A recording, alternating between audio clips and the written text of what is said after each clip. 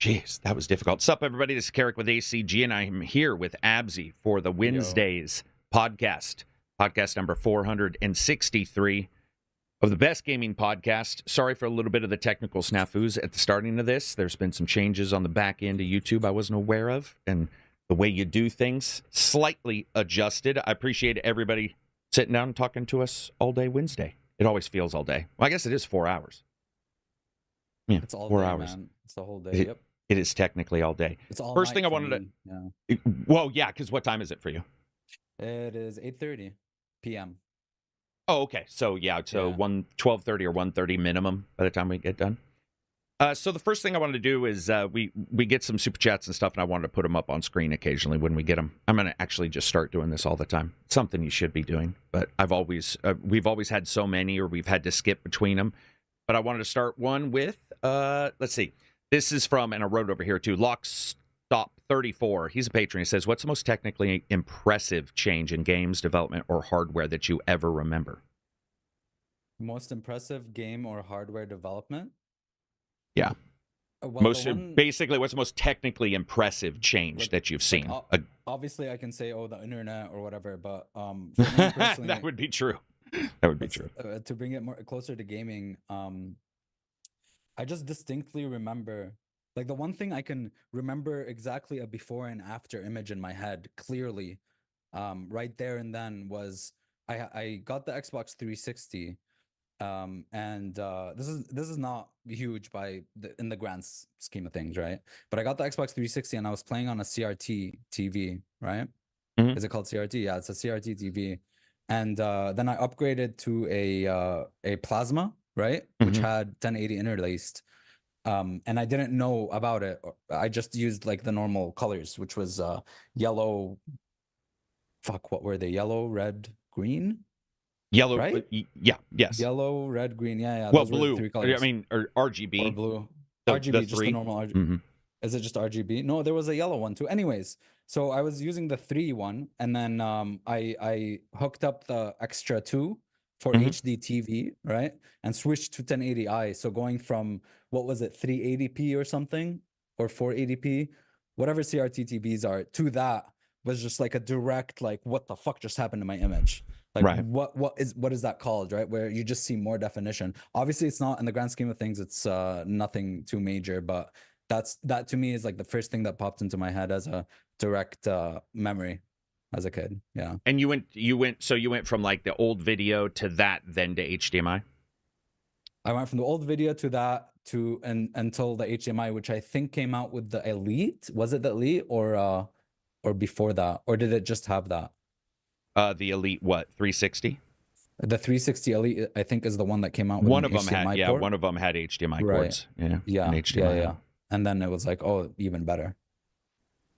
Let's see. For me, I would say I tried to fix his volume. Hopefully, it's up now. But hopefully, you guys heard him. I could hear him. But no, it was on my side. There was just something here that was sending you a little lower than me. So I put you. Gotcha. You're right at 10. You're a little low, but it's just one more thing that the YouTube has given me shit over. Impressive. Let's see. When I was not against it, but I couldn't understand why there was another thumb pad where your fingers were going to be touching buttons on gamepads. So when they did finally 2 analog sticks, that was probably the biggest.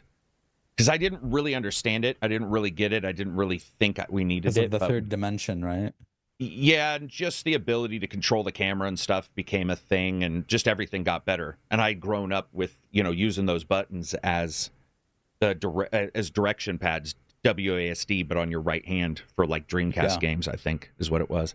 And so being able to jump to that was pretty sweet. It was definitely different. Not something I expected to like, because originally I did not like that. I thought it was sort of just not a thing for me. It didn't seem like, it seemed like a gimmick. It seemed like something that wasn't gonna pay off as being, super worth it or anything like that. But Hawkeye says, I accidentally stumbled onto this live podcast after watching ACG for many years. Just want to express my appreciation. Thank you very much, man. I appreciate it. We appreciate it.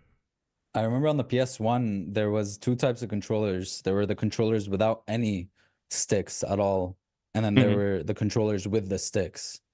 which was really weird to have just a completely new thing. Controllers with controller you mean because they just had the digital pad? They just had the D-pad and the X square triangle circle, yeah. Yeah, those were the days. R2? Yeah, I think there was R2, right? I don't remember. Oh, I remember just triggers for the longest amount of time. For the longest amount of time, yeah, it was just triggers, and you just had to fight it. Let's see. Neil Campbell, $2 super chat. My wife doesn't believe I can't pause online games. True. Yeah. That's happened a lot. There's a couple games I've noticed here lately we haven't been able to save. Haven't been able to or pause. What we Click. Just buy the remote from Click by Adam Sandler. Yeah, or go to the OS. Just hack the servers. No, I mean quick resume on a console. Oh, gotcha. Right. Yeah. I mean, a quick resume. On an online game, you'll be, Well, if you're trying to pause on an online game, I'm assuming you're trying. Well, yeah, true. Just pause life. DDoS. Yeah, I don't know. Remember when it used to be the thing where you would unplug the back of the console from your LAN cable and you could glitch out and you could there was a term for it. Yeah, multiplayer. There was a term in Gears in particular where you could win matches by pulling it out and you would leg the other person. And then that's hilarious. Yeah, and you would end up winning the match. I thought that was awesome. Brandon Martin, welcome to being a member. Thank you very much for being a member. We appreciate it. You should get access to the Discord. It can take upwards of a day. We'll see, depending. What have you been playing, Abzi? Mostly Tarkov, man. I'm addicted to single player Tarkov. Like it's just it's hard to play any other FPS right now, just with how it feels. It's making it really hard. So yeah, I've just only been playing that. But I did try out the Hades technical test, and I put a whole topic thing about impressions, but honestly there's not much to say. Like it's Hades, it's more Hades. It's great. But the first one was good. I played it for a while and then I'm like, okay, I'm just gonna wait until 1.0. You know what I mean? Mm-hmm. More mechanics, more enemies, different enemies, different mechanics, different, you know what I mean? Like any what you would expect from a Hades sequel. Yeah. So graphically, what is it? Like it's pretty much the same. Really? So what is 2 then? What is the 2 part? Is it story? Different character, different people, different story, different enemies, different levels, different everything, yeah. But it's the same core game basically. Yeah. I mean, you supported this like day one that it was open, or no? I haven't paid a single cent. No. Oh, okay. I just requested access on Steam. No. I'm buying it on release. I'm not, because in the first one I burnt myself out before release, and I'm not doing the same mistake with this one. So yeah. Yep. Yeah, that's probably the best. Good. Yeah. Like, what's their little, how in some early accesses they say how long they're going to be in early access? So the technical test, they did say about a week to a month. They don't really know. It's basically going to last as long as it does until early access is out for everyone to purchase. And we don't know how long. What I'm saying is they didn't say anything about early access itself. Jeez, I got wood chips all over myself. I'm not sure. Yeah, maybe they have a little bit. Maybe they've hinted at it or have some kind of plan, but I haven't seen anything of the sort. The first one was, I think, in early access for a year, right? Maybe, but it was on Epic. I didn't for track a while, it because it was. I'm pretty sure. That was just one of those ones. The early access thing is. I saw Dev post yesterday, I think, and said a bunch of really positive stuff about early access, and of course they were the positive story of early access. Of course. And it sucks because it's not a grifter or anything like that. It's not like a scammer saying, hey, this is why scams work. It was somebody who wanted to make a game, and this is how they got their money, because currently gaming investment's low. And I was just sitting there going, damn, man, this sucks, because the two sides are not meeting currently. There's too many scams and too many things that have taken too long on one side. So there's a bunch of us, and I'm seeing it everywhere. More and more people just being. I even got a couple angry DM or angry like YouTube comments saying, like, why are you giving any coverage? Just let the early access. Like, why are you reviewing it or whatever? And I'm like, exactly, you're right. It's why I tried to be clear, but it doesn't matter. It's this moment in time, and especially with early access, is going through so many revisions. Something you may like might be removed, or so. It's just a weird situation, man. It's like gaming. It's kind of like the same lack of money in gaming sucks balls. Sorry, I was just gonna say Go ahead. Yeah, no. I mean, it's kind of this, on a smaller scale with Kickstarter, how you'd get wild, stupid shit like losing blood by getting hit in a game, but then Pillars of Eternity, for example, revived the whole CRPG genre That's a from good point. a Kickstarter. So Yeah, that's a good point. They did. That is a good point. That did revive everything for sure. Yeah, and as a fan of that, I'm happy for that. Yeah, it's an odd one. Yeah, so when I covered Manor Lords, that I tried to be clear, but it doesn't really matter because it is early access, and there was the things with them not saying it was early access on Steam for the longest time and all that shit. But I did decide to jump into it because what I was seeing with coverage was crazy to the point where the dev posted, and he never called out people, but he posted like, if you've been watching videos and people are comparing this to like Total War, please, my God, do not assume it's Total War. If you are hearing, and so that's what people were saying. And these are people with the game, and they're all, oh, it's just like Total War. It's just like there's nothing in it that's like Total War except for some tiles for your guys. People always do this, man. They compare like Starfield to but this one's popularity had bloomed not only because of their good programming and their unique ideas, but because of those comparisons, directly because of them. And so I didn't want him to get that boom, where it's like people come in, they're all, this isn't Total War at all, and it's not. It's a weird game. It's very fun, but it is weird. And it's very light in content. Like, I mean, it's an early access game, so to me it was very light. It's really hard to review or even put your foot down on what you expect from an early access game, too. I found myself once again doing it going, well, I don't know. Like there's a bunch of tiles missing that just say coming soon, or there's a bunch of errors in spelling or grammar, and you're just like, I don't know is it all? Do we just say everything is allowed and therefore no matter what you should get into it?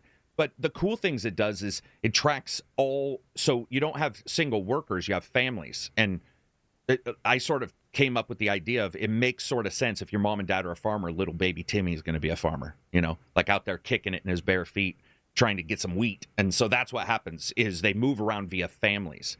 So instead of having one person, usually have three.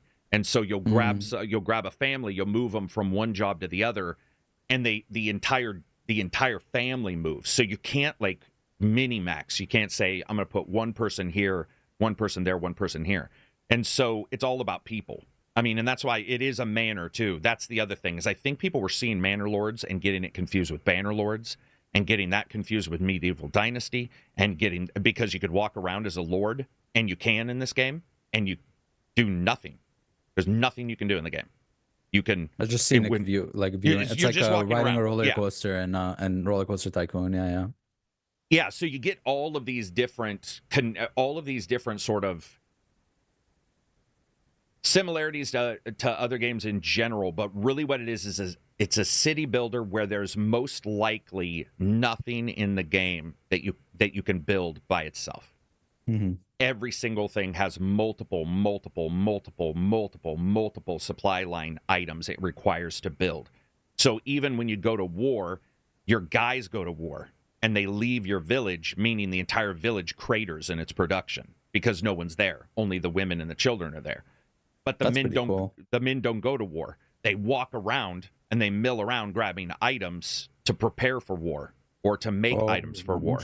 And then those items that you need for war need to be made. And the things that make those need to be made.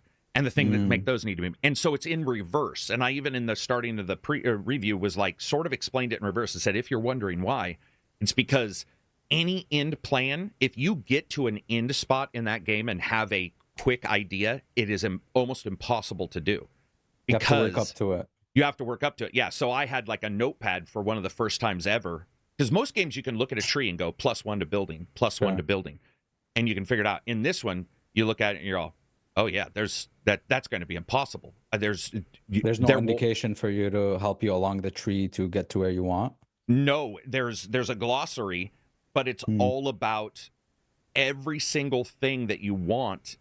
And even just slightly farther, like your level 2 thing, needing multiple steps of stuff and multiple connections. There's just nothing. For example, you can buy a sheep farm. What you are buying is a sheep farm. but you ain't buying fucking sheep because you don't have sheep, Right. which means you have to open up a trading center. But guess what? You don't get to trade. You have to buy that too. And then That you sounds buy like the trading Factorio, center. dude. That sounds like Factorio, honestly. But A game I Factorio haven't lays jumped them into. out. Factorio lays them out though, like like you work your way up towards stuff, not down. So you just keep advancing and advancing and then optimizing and optimizing. So I'm guessing this one is like you look at the end point and then you got to work your way down backwards and then up. Yeah, or you get to the end, or you get to the midpoint, which is where you have an idea of what your endpoint is, and then you have to go backwards. Yeah, which Gotcha. I don't mind. There's nothing wrong with that. It's almost I like resource imagine this. management. Well, yeah, imagine when you open a YouTube channel, you don't know that you might need a ground lift for you just know you need a mic. So you buy the mic and it doesn't work. And you're like, oh, I need a ground lift because of my house. Oh, guess what? I need a power supply. That's the way it is. So it's like you have a plan and then you buy the bits for the plan. And then you find the bits that you want to buy for the plan might need bits to even use the bits. Like there were times where I was buying stuff from the market and I was like, nothing's happening with this stuff. It's sitting in all these places. And that's the other huge difference in this game. The most assigned people, the most assigned families in the game, the most ones used are the unassigned families.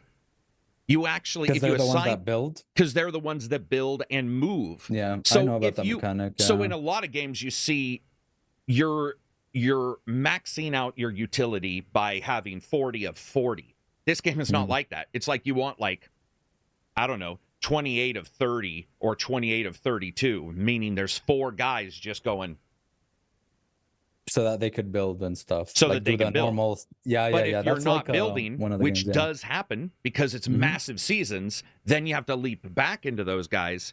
And there's no family. There's no family button yet, which I think is the one thing I pointed out in the review was I need a button that lets me just go like maybe assign to open spots or something, maybe a quick button that's like just assign these dudes to something some that QOL needs stuff, them. basically. Yeah, almost where it checks and goes, there's a queue waiting, and Carrick is hitting the send unassigned to queued jobs, and they just go work. And I didn't find that yet. Graphically, it's awesome. Animation is cool. They got like Bowman going out there and dragging deer back, and it's all you can zoom in and really basic. I mean, beyond basic. Beyond basic. It's you don't basic. do any micromanagement like you can a little bit like by an Age moving of Empires, formation. No, it's nothing like that. It's more about the formation you use, and then in the future there's going to be ground, like if you attack upwards, it's going to make more changes and stuff like that. So it's very very top level. Yeah. Okay, gotcha. Yeah, some very big changes on there, and I think when you look at a game like, especially when you look at a game like Manor Lords. Manor Lords. Should have been called Manor Lord because that's really what you are. But with Manor Lord and early access, it's more about what he's building, and hopefully he's building stuff where it's just where it's really him just like, okay, I'm gonna deliver a different thing that may have some similarities to your Total Wars or to your medieval dynasties, but not really. It's I just have a little question. It's just a different thing. Yeah. So the campaign, is it like it's a large campaigns, I'm guessing, or is it an ongoing kind of like Factorio or others where you just keep going and building and this is your thing and you can keep going forever? Or is it like I'm gonna dominate, win the campaign, play the next game, or is there some meta progression? Or I'm sure it's early access, but it's early access. Yeah, there's 3 templates. There's just 3 templates right now. And it's like one is you're getting sort of, you have an angry neighbor. One is no battle at all. And the other is sort of take over the Okay. The so nation. they're like and campaigns. Right. With win conditions. With win conditions, yeah. And you can also set up, I don't want random bandits, or I do want random bandits. And then the nice thing is you could decide, hey, I don't want to send my people at all. So maybe you would make a bunch of money, put money-making enterprises in your manor. So therefore, you can hire mercenaries only and just send them out to do battle. Which seems like it'd be a valid plan, especially as difficult as it is. Going because like an economic route. Yeah, because dude, you're sending people into battle that will not come back; they will be dead. So it's like that's the guy. So if you send the dude that's making pants for people, nobody's gonna have pants. Like if that guy dies on the battlefield. And since he's a random farmer with a spear, the chance of him doing well isn't necessarily the high. Yeah, it's definitely it fits that realistic simulation of what it would be like, because a small manor didn't have a bunch of militia. You can start to get them in this game, but it didn't, even back then, it was like your townspeople were the ones defending you sometime, unless a roving army was around. So, yeah, it's definitely different. It's hard to even know what game it's like. It reminds me more of, man, I don't even know. I mean, it's probably a good thing that. Yeah, because it's so different. It's so different. I don't know how deep it'll be, years down the road, or like anything like that. It could be super deep in combat. He has some really good plans. I think this has obviously done him well, because the reviews came out today, and they did really well. That's from good, what I can tell, people very like it. Wish listed, yeah. Yeah, very, very wish listed, yeah. So that's all good, but it is definitely worth the money if you know what it is, which is not a lot like everything else and early access. It's been so long since I've seen early access, or as a reviewer versus a player, and it just dawned on me how many this is coming later things you might see in an early access title. It's just like, damn, so many things you can't click. It's just, you open up some giant tablet of updates for your city, and you're all, yeah, it's gonna be awesome. Oh, there's nothing. Yeah, there's 2 things I can do, and the rest just say coming later, or they have an underscore. I'm probably skill. As I keep saying, I'm probably gonna wait for 1.0, or wait until maybe those get fleshed out in some way. I think that's fair. Yeah. It's cool to see. I love the idea. It's definitely different in a lot of ways, but I just covered it mostly, because it was just, the coverage was weird, man. I mean, just seeing people comparing it to what's the one? The Warcraft. Warhammer. Sorry, yeah. There's so many W's. That is the last one I'd expect people. I'd expect people to compare it more to Anno 1800 or Age of Empires, more so than Total War. Yeah, I think that's wild. Yeah. It's and Warhammer, not like Shogun or any of the historical ones. Yeah, true. Going for the fantasy. You could have compared it to Napoleon or something. That is true. I hadn't thought about that. It's definitely an odd series of comparisons, and it was, like I said, kudos on. They should have had it say it was early access on Steam right away. They didn't. Whatever, that happened. But kudos on the developer for being like, guys, this is not. It seems like it's going to go into hell if this continues. So I want to make sure everybody knows that it's not all these other games that are coming out. Was the price revealed or no? Was the price revealed? He did have a post. Sorry, before he did have a post where it's like the reason for not revealing his prices for those gray markets and all that stuff, to not get an idea and sell pre-orders, because pre-orders aren't being sold to the game and it's highly wishlisted. So I don't know if he revealed it yet or not, but he did say that it's going to be under not AAA range, so it's going to be cheaper than AAA. That's all we know basically so far. Yeah, I would say. So I guess it's not publicly revealed yet. All right. So okay. Glad you asked that. But I would say that it's probably, there's probably some truth there. I did see the post as well about gray marketplaces and stuff like that. Maybe he was worried that with so many people wishlisting it, it would become super popular, so people would try and it would get worse. Because we've certainly seen that not affect many other developers who've done the same thing, and we've known it was early access 6 months ahead of time.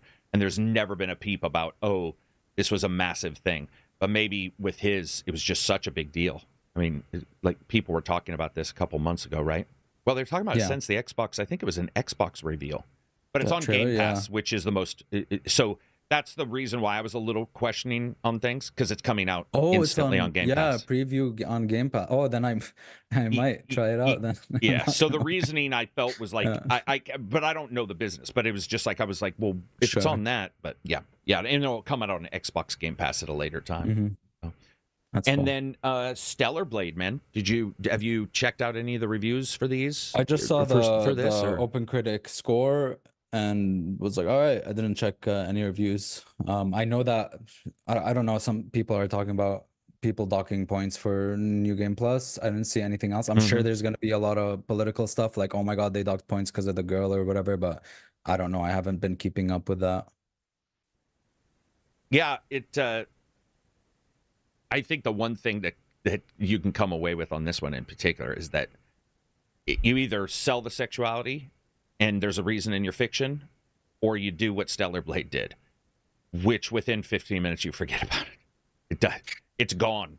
Like, it's gone. I mean, I found myself not even, I was playing it, and all of a sudden it randomly popped up in my head. I was like, oh yeah, this is supposed to be like I don't know, hot girl. a really hot girl. That's how I felt with Nier, you know? Like the 2B thing, it never entered my mind. I only saw like obviously the fan art stuff, the crazy shit, but it doesn't really hit me like that. It's just, I'm playing the game. I think with Nier, it was much more noticeable to me because it was more lingerie. It was more of like, was like, there was something, the stockings, there was some things which you can get in this game, but you don't have.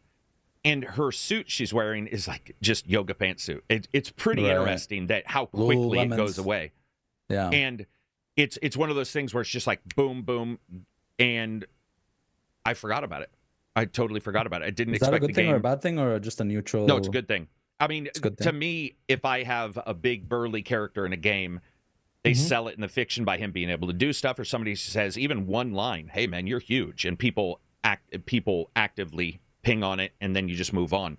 And a lot of games overdo it or underdo it. This game doesn't overdo it. It doesn't even become, it's not even a thing. There's not even any Final Fantasy weird moments where characters are looking at the screen going, "Hello, Cloud," and they're leaning in, you know, those uncomfortable anime moments. It's not there. It literally doesn't happen in the game. It's a completely separate thing. It's just like, this is what the character looks like. And remember, the developer had said something like he just liked pretty girls and he liked this model, so he chose her. That is how you come away from it. When you walk away, you're all, oh, it was really that. He just sort of, it's almost like he said, I don't have the idea for a character. Why not, right? Why not? And it worked. To me, it worked. Yeah, I came out of it and I was like, oh, all right. That was, you know, the way it was. Combat's good. There's definitely some stuff that I think is finicky, and the latency input's noticeable. It's still there. It's less than it feels like it was in the demo. But there's something extra. That's all I'll say. Extra. Okay. It feels so.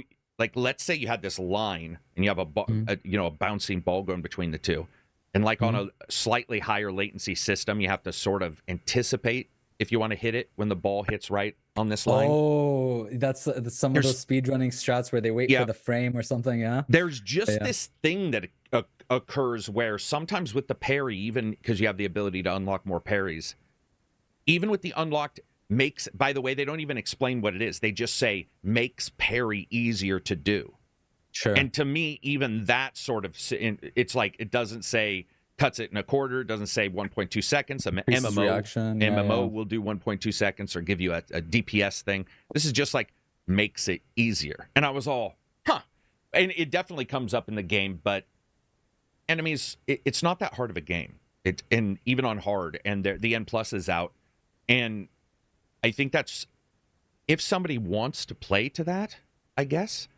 But what I noticed was that it's definitely not Dark Souls, man. It's I don't know how to describe its difficulty. I found Devil May Cry harder at times. Devil May Cry is, well, depending on the difficulty, it is. No, I mean normal for normal, because you can only go gotcha. easy, normal, then you unlock hard and plus.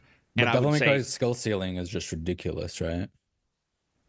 Like skill ceiling, style wise, I guess, combos wise. Like if you want to be efficient, let's say that, not like you can beat the game, that difficulty is fine. But then if you want to be crazy at it, it goes a long way. Like you can practice for years, right? Yeah, what are they getting from that though? Is the Devil May Cry player, what are they getting if, let's say, they crank out? If the enemy's already dead, are you just punching into the sky because the enemy only has a certain amount of health points? So personally, what are you getting from it? The reason I like doing big combos and just learning different stuff is because it feels good. And obviously you can CC in that game, you CC enemies with your attacks and certain stuff like juggling and random stuff like that. But there's obviously, like, the skill ceiling goes further than what you would have to get to make the game, you know, to be very efficient at the game. Does that make sense? Like there's a certain point in the skill ceiling where after that is just style, right? So I would say this feels a lot like Dragon's Dogma. Not that easy, but certainly at the end it is a power trip a bit for the character. Okay, gotcha. And then you have all kinds of augments in your spine, just like Nier Automata. You have all kinds of upgrades. Depending on what upgrade you choose, if you chose defensive ones, yeah, you could hit an enemy a ton of times because you wouldn't be doing a ton of damage with your weapons. If you did the weapon ones and you were even somewhat good at dodging and stuff, then there's a high chance the enemy will be dead before you finished, let's say, at 15 or 20, because Did you a lot of enjoy them die pretty quick. What were we going to say? because I know we talked about like the rock paper scissors things and Ghost of Tsushima, but what about like the Simon Says, like, oh, dodge or parry or do whatever? Yeah, I'll probably probably release the review tomorrow, because especially with the YouTube thing, I was going to release both reviews on the same moment. But YouTube is so messy right now with how it gives. I just felt it wouldn't show people I did the review. So to not spoil some, I'll just say that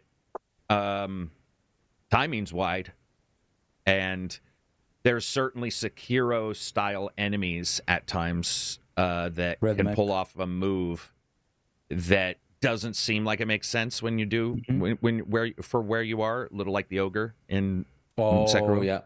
There are times like that, but they're definitely there. There's like a forward, so there's repulse, there's so there's the 4 directions, and then it does this giant color, so it's very, very like that game, and it's very noticeable. You're not going to ever not notice that color, no matter how bright the background is, because that color is like, here's blue, and or purple, sorry, and here's what purple means, and then you train it, or I think you have to train that one. There were a couple skills that you just got, and you could go to the trainer, and I think repulse was one, which is the purple, which is the go into the guy. You have to train. I did find it a little odd that you don't get that unlocked right away, and yet you fight guys who have it, so they just sort of can hit you no matter what, because it is a QTE, and you're failing that QTE if you don't have the skill.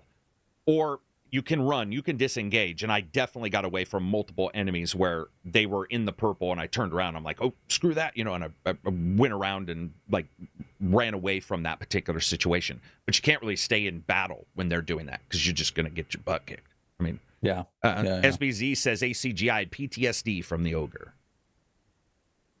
Yeah, the ogre was rough, man. I think the ogre is probably one of the few times I've ever got really disenchanted with something in a FromSoft game.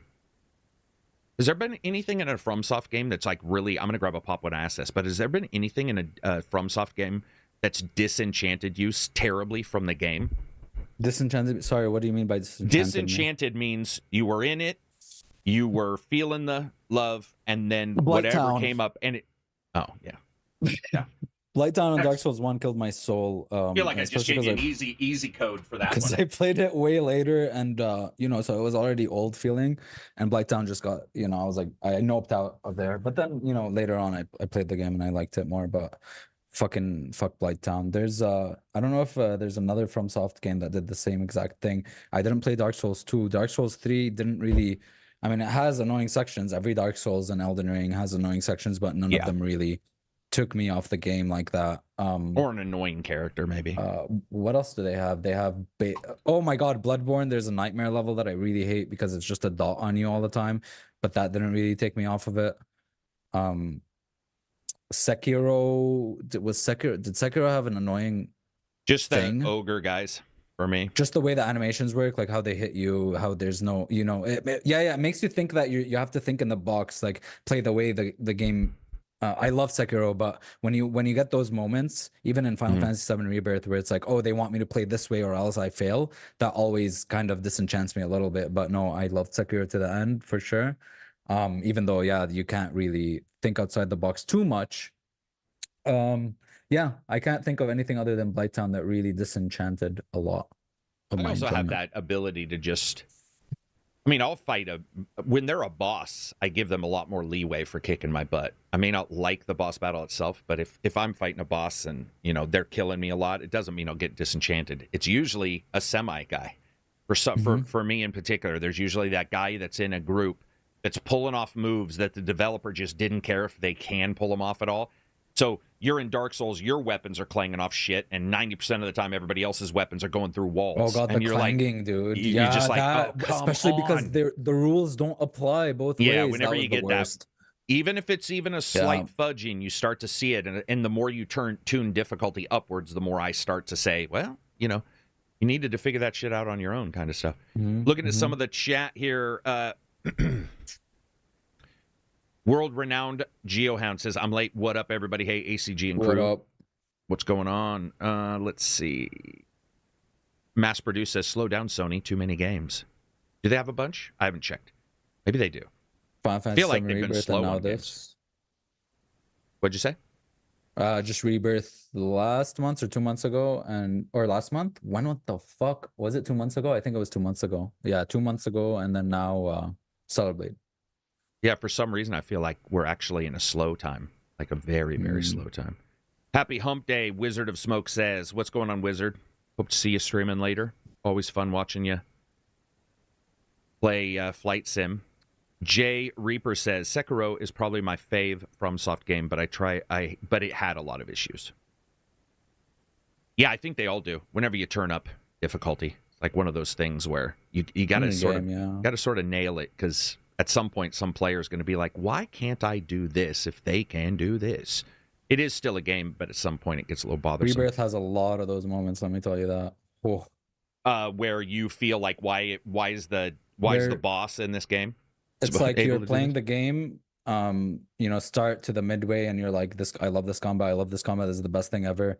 It's so smart to mix these, and it works so well. The mechanics are so good until you get something that just makes like a huge dent or crack in the combat, where it makes you realize, or not make you realize, where it's just like, yeah, you got to play this way, or else you're just not gonna have a good time. You're gonna get stun locked to death, or some bosses just, I don't know, they're just very.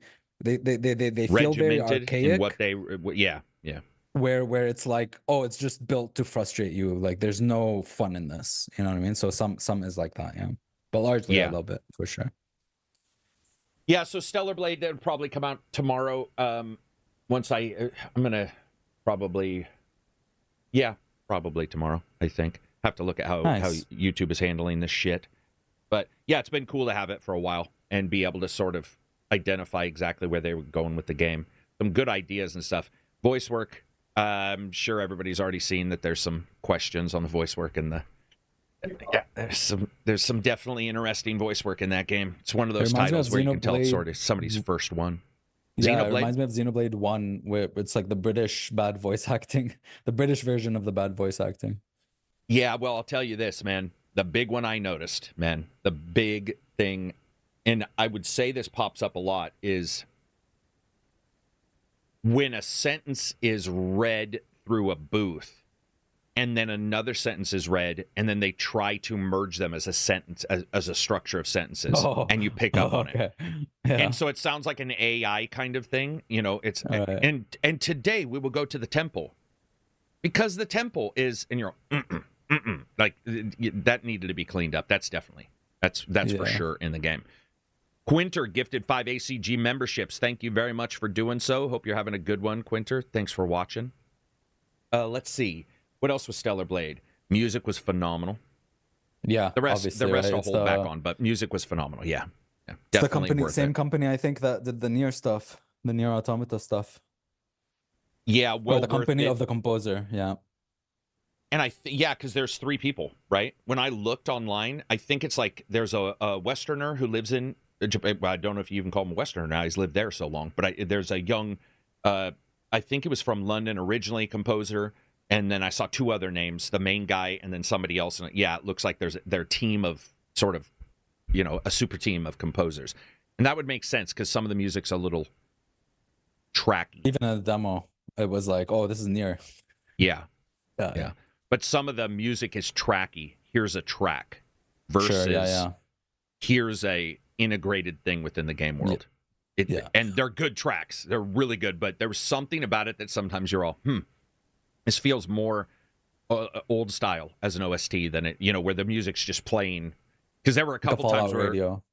Yeah, or Fallout Radio. Yeah, true. Oh, yeah, Fallout Radio.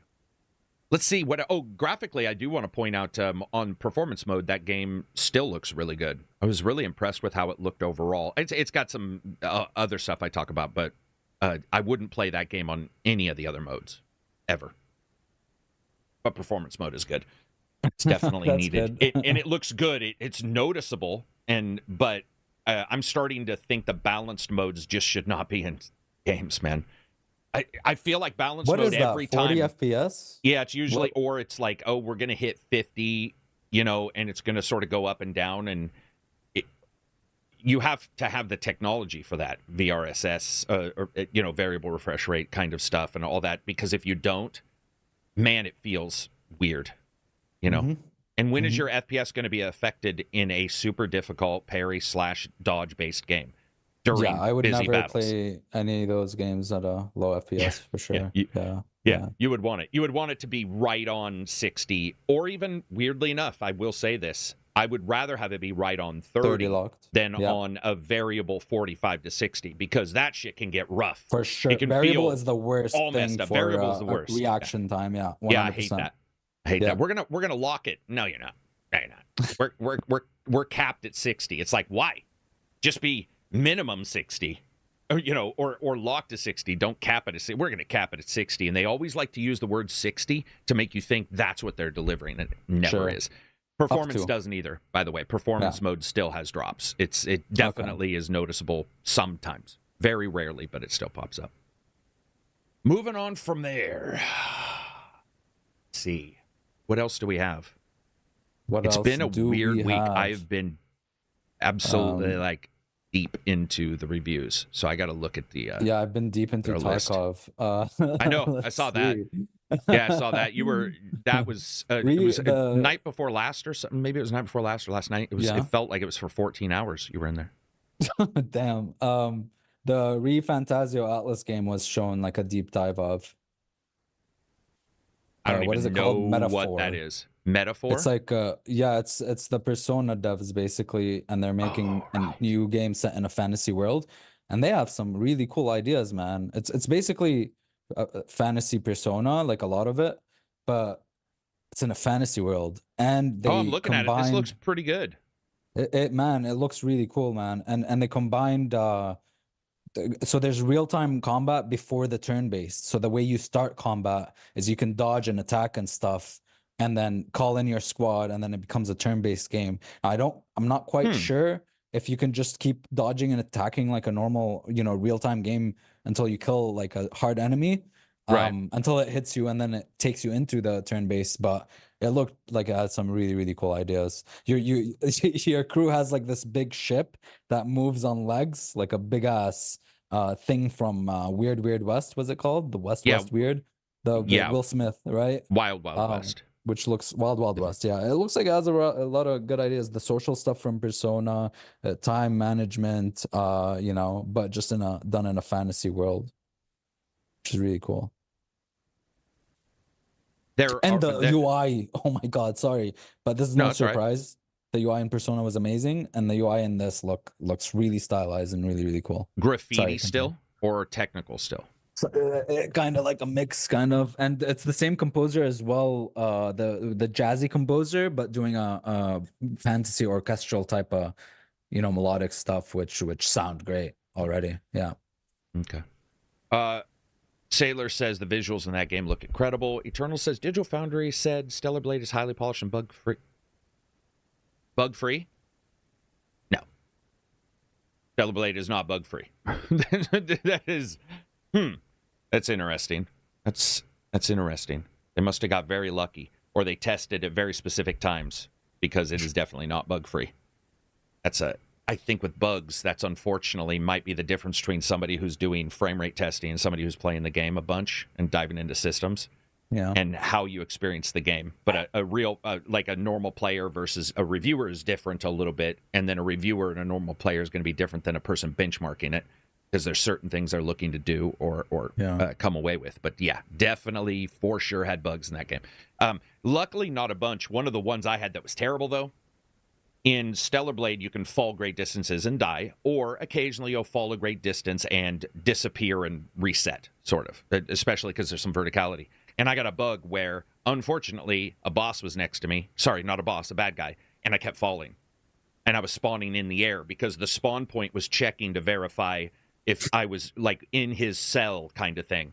And it was pushing me out because I was on a cliff face. And it happened twice in 2 different saves. And I was like, oh my God. And I would pop and I would wait. And it'd be like, and I'd just see my character go, "Ma." Oh, no. Ma. I was like, no, fuck. So, yeah, that became sort of a bugger. Saw some people with crashes, too, to the OS. But still, whatever. I mean, I didn't have any crashes to the OS. If I did, yeah, that would be a big deal in a console game. Have you had a crash to an OS in a console game in a while? Yeah. And by OS, I mean straight up desktop. Do you have any with Final Fantasy Rebirth? 6 that you remember? Yes, once. And 16, I had it once or twice. And Spider-Man, I had it once or twice. Oh, I feel like every Spider-Man. game, almost. Yeah. It does feel almost like a every lot of games go into shell mode where something happens in the game and they're like, they panic and they're all, fuck it, just send them to the OS and we'll worry about it later. Yeah. Yeah, that is true. So when it comes to that reminded me also that Sandlands reviews come out, and that's pretty middling reviews, right? From what I'm seeing, highs of 70s, lows of 60s. Looks like it's average of 70s, around in the 70 Average part. game. Yeah. Yeah, I really want to check it out though. Personally, I thought the idea of Sandland looked awesome, and I got ghosted, man. Just straight ghosted. I just kept telling them, I'm like, you guys. You did say that I had a code cubbing, so I've scheduled this time out. Can I just get a heads up? Can I get a heads up? And finally, I'm just like, whatever. I'm moving on. And I did, and I haven't heard from him since. But it was one of those things where it was like, God damn it, I'm glad I didn't plan on that. I wanted to cover it just simply because it looked like the vehicle stuff and the building stuff and the exploration looked really fun. I can't tell if that met it out because I haven't read the reviews yet, but its average is 73. That's not terrible. That seems like maybe where it should be. I mean, they don't all have to be bangers, right? Sure. Like they can't all be amazing games. So you need ugly to have nice. Yeah. Or ugly but you nice. need me to have you, man. Just saying. You need you to have me. Yeah. Yes, sir. Need ugly to have handsome. No, I meant you need you're the handsome one. I already said it first. I already said it. You can't beat me. I said. I already said it. God damn it, dude. Yep, I win. Let's see. Moving on from there, people are talking about no rest for the wicked devs defended early access. Says Dark Souls would have benefited. I found that a really odd comment.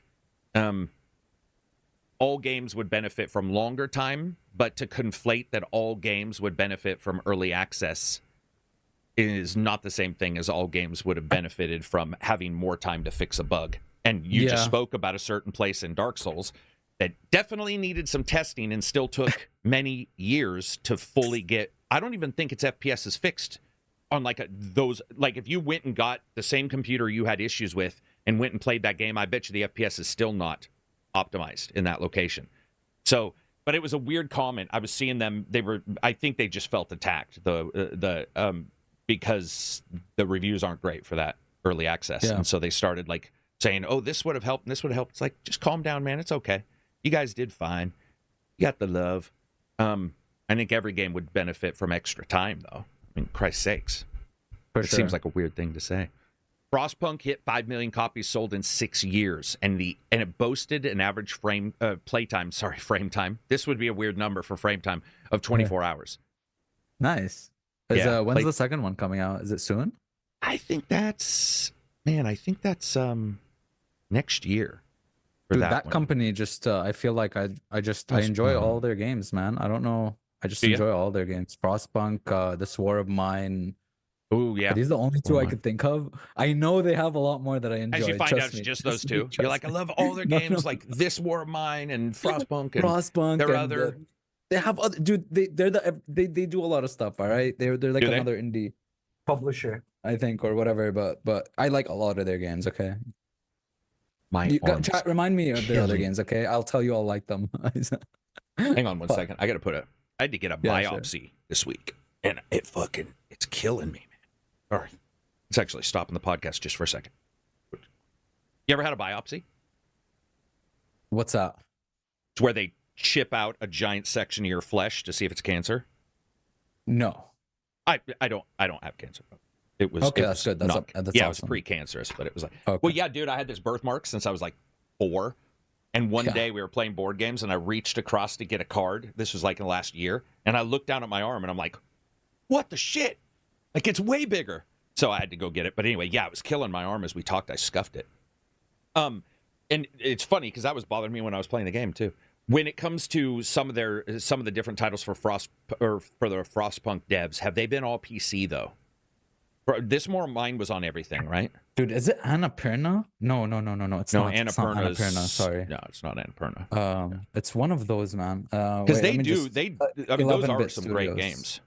11-bit Studios. Gotcha. Let me see their game. Let me see their games. Here we go. I know I've looked at their website and I was like, oh, they did this. Oh, they did this. You know, I've been surprised. Mm-hmm. By them. That's what I want to say.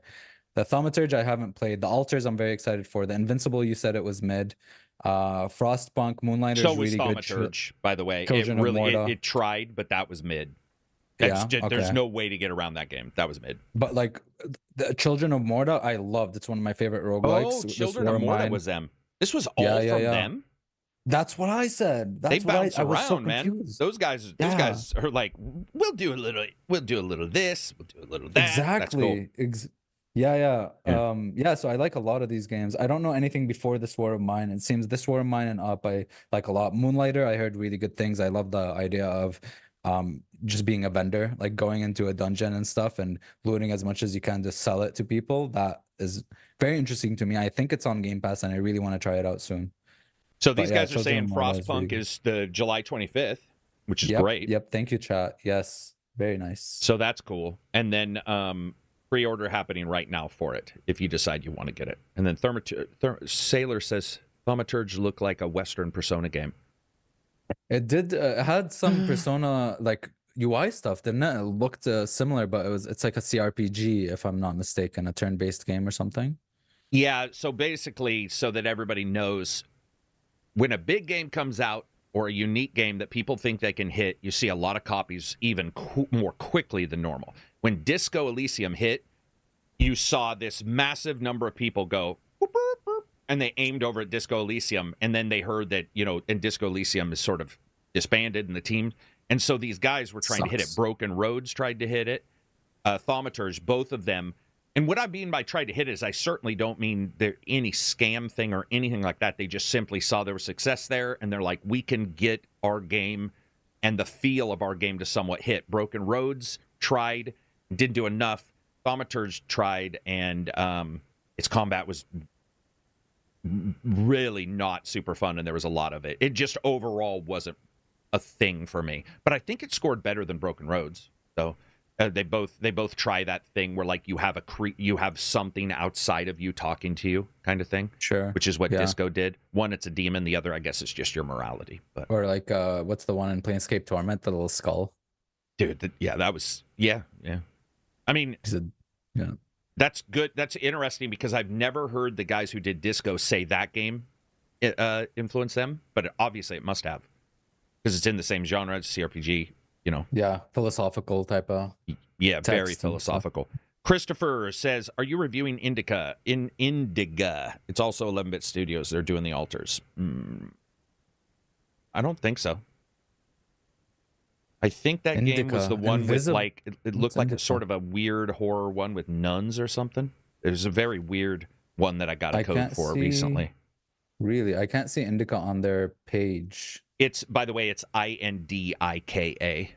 Yeah, and it's like a solo character doing some South stuff. Of the Circle, Altars, Thaumaturge, the Invincible. Eternal says, "Wow, I apologize for the torturous sentence. Still waking up. No worries." Indica is by Odd Meter. Oh, publisher. Okay, it's published by 11-bit Studios. Gotcha. Well, talking about prevalent studios, is, man, when you look at the Simulator series and Playway, some of these publishers have a better track record than Rockstar. Okay, maybe not better because they've only had 2 real big, fuck ups if you include the GTA trilogy. But yeah, Playway in particular, I go and look at Steam, and I'm just surprised that there aren't huge numbers of people doing a bunch of stories on them because they pick good. Whoever works for them is good at choosing talent. And because I'm sure devs are making them, and then there's an application system we would like at Playway to publish us. And there's like SA Playway, and then 2 or 3 others. And man, your house flippers and your mechanic simulators and your blah blah blah, they're all under that big umbrella. I don't know how it works exactly, but it seems that there are 2 types of things where it's like, yeah, an application or whatever, or a parent company publishing all the right. I think like it started Devolver with a parent like publishing. Oh yeah, for sure. No, that happens for sure. Yeah, where a publisher just has a dev working on something. And I think the way, I could be wrong, but I think the mechanic games started out in that sort of way, where there was like an indie publisher was going to publish a game they were working on, which was that succeeded. And then it's become such a thing that all these games are under them. And what I was saying is, you know how you'll have a talent finder for, you're going to put on a concert. It's like, hey, go out and find some talent. It feels like Playway's talent finder is pretty goddamn good. Because if you look at just overall, it's not just that the numbers are pretty good for these games that aren't AAA. And I would assume us as consumers, we know what they're offering, so maybe there's a little bit more leeway. But the big thing, man, is like the amount of hours in those games. I don't play a simulator game for a small number of hours. Like they're what's engagement time quite high. Are they the ones responsible for all the simulator games? Most of them. I mean, not all of them now, because everybody's seeing success, but like you'll see mechanic simulators and stuff. And there was 2. There was Playway and another one. And I remember just one day we were all talking about it this is back when GB was on the podcast, and I hit the Steam button to see the publisher. And you have to parse that. I don't know about you. I'll go into Steam and hit the publisher button, and it'll give me shit that is not published by that publisher. Like, for sure. It's typical Steam. It's just fucking broken as hell. Like, their entire system is borked. But I went in there, found all these, and sort of tracked them down, and it was just crazy how much success they've had. Somebody said Focus Home are also great for that. They are. And then you got THQ Nordic for the most janky ones, you know, the Euro jank games, you know? Yeah. You know where to go. But I like, I wonder how they work together, because they some do well. I mean, Outcast I think did well. Outcast, Elix, you know, Elix 1 did a lot of them are, I don't know, how do you call, what do you call them? Like, if you play them, if you get through the jank, you love them. Maybe because of the effort it took to get through the jank. To me, they're low but they have expectation, high effort, as in, or sorry, maybe other way around. Maybe, well, they're low expectations from me, but they're highly effective in grabbing me. I don't Eurojank is like the easy way of describing it. But surface level jank, and then when you dive into the systems, you're like, wow, they have really cool ideas. Yeah, that is what it is. Because many times they are deeper, but they haven't had the time to polish it so that things feel right sometimes. So you're just really happy it's there. It's almost like a birthday party where you're just happy for the total number of people who come to your birthday versus your best friend. Well, maybe they're your B tier friends at school. Your B tier might also be a good descriptor. But yeah, it's your B tier friends at school showed up, and you're like, I'm just happy that people are here. Let's see. Living says it's impressive how a studio who never did any bigger budget console style games have excelled with Stellar Blade. I mean, they just did mobile games, right? Yeah. Same with the Harry Potter devs. Goddamn. I think excelled as being is a great term, but also a very weighted term on that game, because there are many things they did not excel. You got someone comparing Stellar Blade to Dragon's Dogma. This is what we were just talking about. Good job. Stellar Blade to Dragon's Dogma? Yes. Stellar Blade over Dragon's Dogma. Smart. I mean, yeah. I guess Balatro, then, you could say, is better than both of them. Balatro is better than Balatro, GTA. better than Stellar Blade, and better than, Liza P was another great one. Korean studios are surprisingly impressive. Yeah, they do a pretty good job with their stuff. I would say when you look at this game, they have the same weaknesses, though, that they all do. It's just their presentation is certainly higher and their combat's a little tighter. There's definitely some things there that a lot of us may notice. It really depends on your ability to. It is so we have Eurojank, and that is acceptable to say out loud so far until somebody decides that term can't be said. It's offensive. Yeah, So like JRPG. Sorry. I was just thinking, what do you call what are we going to call these games that come from Korea or China that have a very particular, because we've talked about this before, where people like different areas where their developers are, including Ukraine and Russian games, they have a different different feel for their combat or for the character generation. Korea does. I just don't know what to call that without somebody thinking I'm saying something All I know rude. Korea for is MMOs that have a ton of waifu chicks and microtransactions.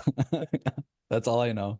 But this one seems to have one of those, which is the waifu chick, but not the microtransactions, which is good. And not MMO. It's all in game. Yeah. Rostam says, still wondering if Black Myth Wukong will turn out all right. Keep wondering until the day it comes out. Pretty much the way it is these days. We're now seeing so much surprise the day these pop that it doesn't matter anymore. So it's like, to me, whatever. I mean, I have no clue if a game's going to be good day and date. I just sit back and hope. Best thing to do is hope. Did you finish all of Fallout, the TV show? Yeah, I did. I have. I really liked the last episode. I thought it was a great episode. Anyway. So not talking about the show itself, but talking about the numbers. Sure. Did you see all the thing? Like Nexus Files was saying that they were under, huge amounts of slowdown because of all the mods being downloaded for those games. Fallout 76, Fallout 4, Fallout 3. Every single game, the numbers are up right now. Yep, all of them. Fallout 3, New Vegas, 4, and 76. I went to Steam and looked too, and Steam had a bunch of shit. Steam was like 2 versions of Fallout 3 in the same. This is Steam for you. Like, I don't trust Game of the Year anything edition. Those fuckers post. But yeah, it was like they had Steam Deck here, and then they had all the games underneath it, and it was they were popping all the time. Like it was a game. Yeah, it might have been a Game of the Year edition, but there was like 3 or 2 versions, I think, of 4 were on there, and then there was 76, of course, and there was New Vegas was on there as well as 3. But I'm sure everybody's really happy with how well that's doing. I mean, it's definitely revitalized it. And we've seen it revitalized before, but and so did I. That's what I was going to say, is we've seen it revitalized before, but I was going to say, how long do we think it'll last? That's because I jumped into 76 as well, and then I did jump out. Well, there's not much going on in terms of like games coming out. So, they have a lot of time. Plus the next gen patch, it hasn't even come out yet. It's coming out tomorrow. So you're going to see an even bigger increase in Fallout 4, right? So you got that going on. And 76 people have been just really happy because like the veterans of 76 that have been playing that game for years just want more people, so they've been helping out a lot. Somebody can share in my misery. Dude, there's people coming into the vault where you first start and just handing stim packs and monies and stuff like that. So, Yeah, I can say it's not very enjoyable. I did try to give it a college try. I tried to try. Yeah, I tried to. I was like, so the difference between what it was and what it is, and the difference between, say, a Sea of Thieves and what it was and what it is, we've seen a lot of these games do really well, which is awesome. I just don't want to say it a lot, because that would, saying, oh, this game will be fixed later. It has been fixed a great deal. But that core under 76 is really thin. It's really thin unless you're just going into it and see, I guess I've got sort of spoiled, because a lot of my MMOs and a lot of my multiplayer games have good stories. And so to go from that to 76, even with the dialogue and stuff, you're just like, oh fuck, man. Even with that, man, bad. Look, I appreciated some stuff. The thing I appreciated the most was the radio playing at the same time with your friends, so you can be hearing the same thing. And they added Sandman to the track list, and there's a lot of really good songs on it. But there's just something not there that I get, even with Fallout 4, Fallout 3, Fallout New Vegas. There's just a thing, like I can't really describe it, but I don't know if it's the single player, multiplayer aspect, but there's a certain thing that you feel is missing. You know what I mean? For me personally, where when I'm back in Fallout 3 playing Fallout 3, or back in Fallout 4 even, I'm like, oh my God, I love being in this world. But with Fallout 76, it just feels maybe less personal. I don't know. But there's just like some meat there that feels stripped away and replaced with mechanics for the world they made, or the multiplayer or something. And I can't really put my finger on exactly what it is. I still think you can tell, even if they try to dumb it down or try to restrict numbers, that there is a vast difference between an online an online open world and a single player open world and a co-op open world. And the co-op open world that exists in Fallout 76 feels distinctly different than the single player open world that exists. And even if the story is trying to tell you, and even if both of them are saying you have freedom, there's just something there that just doesn't entice me as much. Even if you have choices in those worlds, it just you still think, oh, the impact is kind of artificial because, well, I'm here with so many other players and stuff like that. Yeah, so it could just be something in the back of our heads alerting us and chipping away and saying, like, I mean, without even noticing it's chipping away, but it's there just saying, no matter what I do, I can't be the one, like Neo, because there's many the ones, you know. Living says, honestly, the Steam review system needs an algorithm that checks. Oh, yeah, Steam review system needs to be destroyed and rebuilt from the ground up. It just needs tag words or words that are trending to see why it is the way it is. Like the bad, okay, this is why the bad. Here's some words, performance, blah blah blah. The good, you know, just some words that are repeated. King Cheese says, King Cheese says, I find this onboarding in 76 a lot less enjoyable than just restarting a playthrough of an old Fallout game again for the first time. Immersion is ruined with confusion of how to get started. Boy, does that agree. I agree with that when it comes to Destiny as well. When I go into Destiny, I'm like, oh yeah, I think I'll bounce. Extreme version of that. Yeah. I think I'll bounce. When it comes down to it, though, I'm really happy to see them doing well. I'm happy to see a game doing well, and that we see the media affecting one another. I think that's awesome. I'm excited for Fallout 76 to do awesome because who knows what they'll do. And, you know, it's like they might do something I will like. I'll keep an eye, and I'll leave it installed. I have no issue with that. I don't know if I'm going back to 4 and 3, though, dude. I was watching Solar play 3. Wait, he was playing New Vegas. And then I was watching somebody else play 4. And, man, just a lot of that looked... It's just reminding me how rough, how far we've come in some ways. There's other things that are great, but... It's the same thing to say about, like, Eurojank, but even more so because it's old, where if you can get through the jank, there's some amazing stuff there, and I love it, and I can get through the jank for sure, because there is amazing stuff there, but if you can't get over that aspect, like the combat is rough, you'll not be able to. Mods help it. You know, I have like a complete overhaul of the combat, but it's still, you know, it's lacking the oomph, obviously, of today's games for sure. I mean, it's so easy to forget how long, because of remakes and stuff like that, how long ago those games came out. I mean, it's been, and when you see multiple games having, they're missing the other stuff, maybe the slickness, or not slickness, I'm sorry, but maybe the story or something that you may like from the Bethesda ones. When they improve, for example, like when you see Destiny shooting, I think Destiny's shooting is fantastic. Nothing else in that game is fantastic at all. Yeah. It's like surface level stuff versus but even just the fact that I've played it makes that comparison unfortunate for other titles, because you played a game like that and you're like, damn, you know, all this other crap this thing has out here is just a mess. But boy, is that part really fun. And with Bethesda games, their worlds are interesting to me always. I've always found their worlds interesting, but then exploring them. And sometimes, except for 76. I don't know why. I did not want to. Nothing about that pulled me from place to place. It was like, this is just not for me. But then Skyrim pulled me.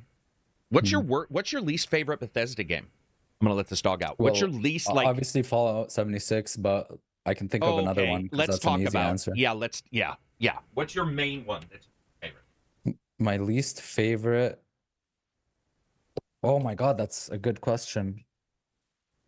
God. Probably Fallout 4. But if you don't want to go Wait, no. Oh, fuck. Fallout 4?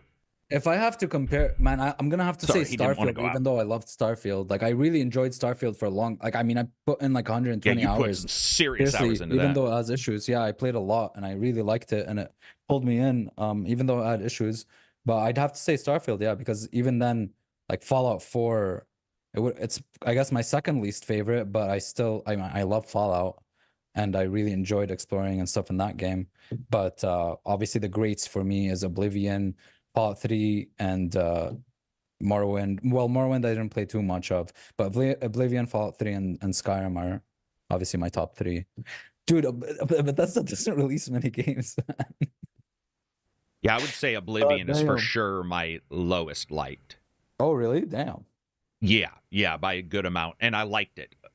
But that's the thing. It's like picking the ugliest child, of a bunch of pretty children.